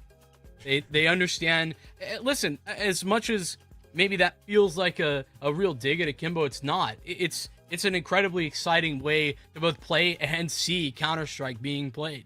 That being said, it's got some downside. And I think the reality is that we kept asking when that reality check would happen throughout Akimbo's time moving through Advanced and then, in other tournaments. And it's very clear where that is. It's where these more experienced teams, specifically more experienced players with a good game plan and a good understanding on how to contain that level of aggression, that's where they find a little bit of that reality check. And it's, thanks to, again, this very experienced core of players that has very obviously been able to build around taking space, understanding some of those fundamentals, and utilizing it to the perfect extent. Yeah, I mean, in formulating that game plan here, it has me excited for the potential here of, not only Minus as a leader, you got Lucid kind of working as a 1-2 punch. Lucid pretty experienced as well from the coaching department, and this team here having that sort of game plan formulated kind of to fit Akimbo's style and shut it down makes me think here that this is a roster that's willing to put in the work, and that's what we've been highlighting all the way through when we talked about the Swiss stage games, is that we've seen so much impressive results here. And very fitting that the guy who formulates the game plan, the guy that came in, I'd imagine doing his research and preparing for this matchup, is the MVP or the play of the match, because he just did so much great work in terms of shutting down the Akimbo style here, being an active member, fighting for some of that control in the mix as well, contained the middle so effectively with his rifle. It's not an easy task when you're up against a bunch of aimers that you can do that. Yeah, I think you've really leaned in on something that is important there with regard to, it being impressive, the game plan already, but then on an individual level, Minus kept them in the first half of Mirage for me. Like you said, it wasn't easy. It was a ridiculously drawn out, bloody, battered fight in that first half. And I think that he was no small part in keeping them in that. And then, it was more chopped towards the end. But then on Dust 2, I mean, he was a crucial piece. So active in middle. So consistently, even when they weren't taking space, being a real thorn in the side.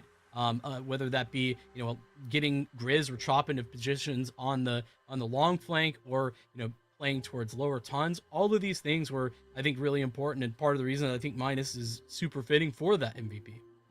Yeah, I mean, again, I wasn't sure like what sort of form he'd be coming back after a little bit of a break. I mean, he's been out of the scene for quite some time. I think he's still been playing like some league if I'm not mistaken, but like not a very high level, not at this level of competition. So, the fact that he just jumps back and shows this level of motivation, it's not only maturity and the fact that he was able to step away when needed, but then maturity when coming back, knowing that he's ready, and then being able to show this form.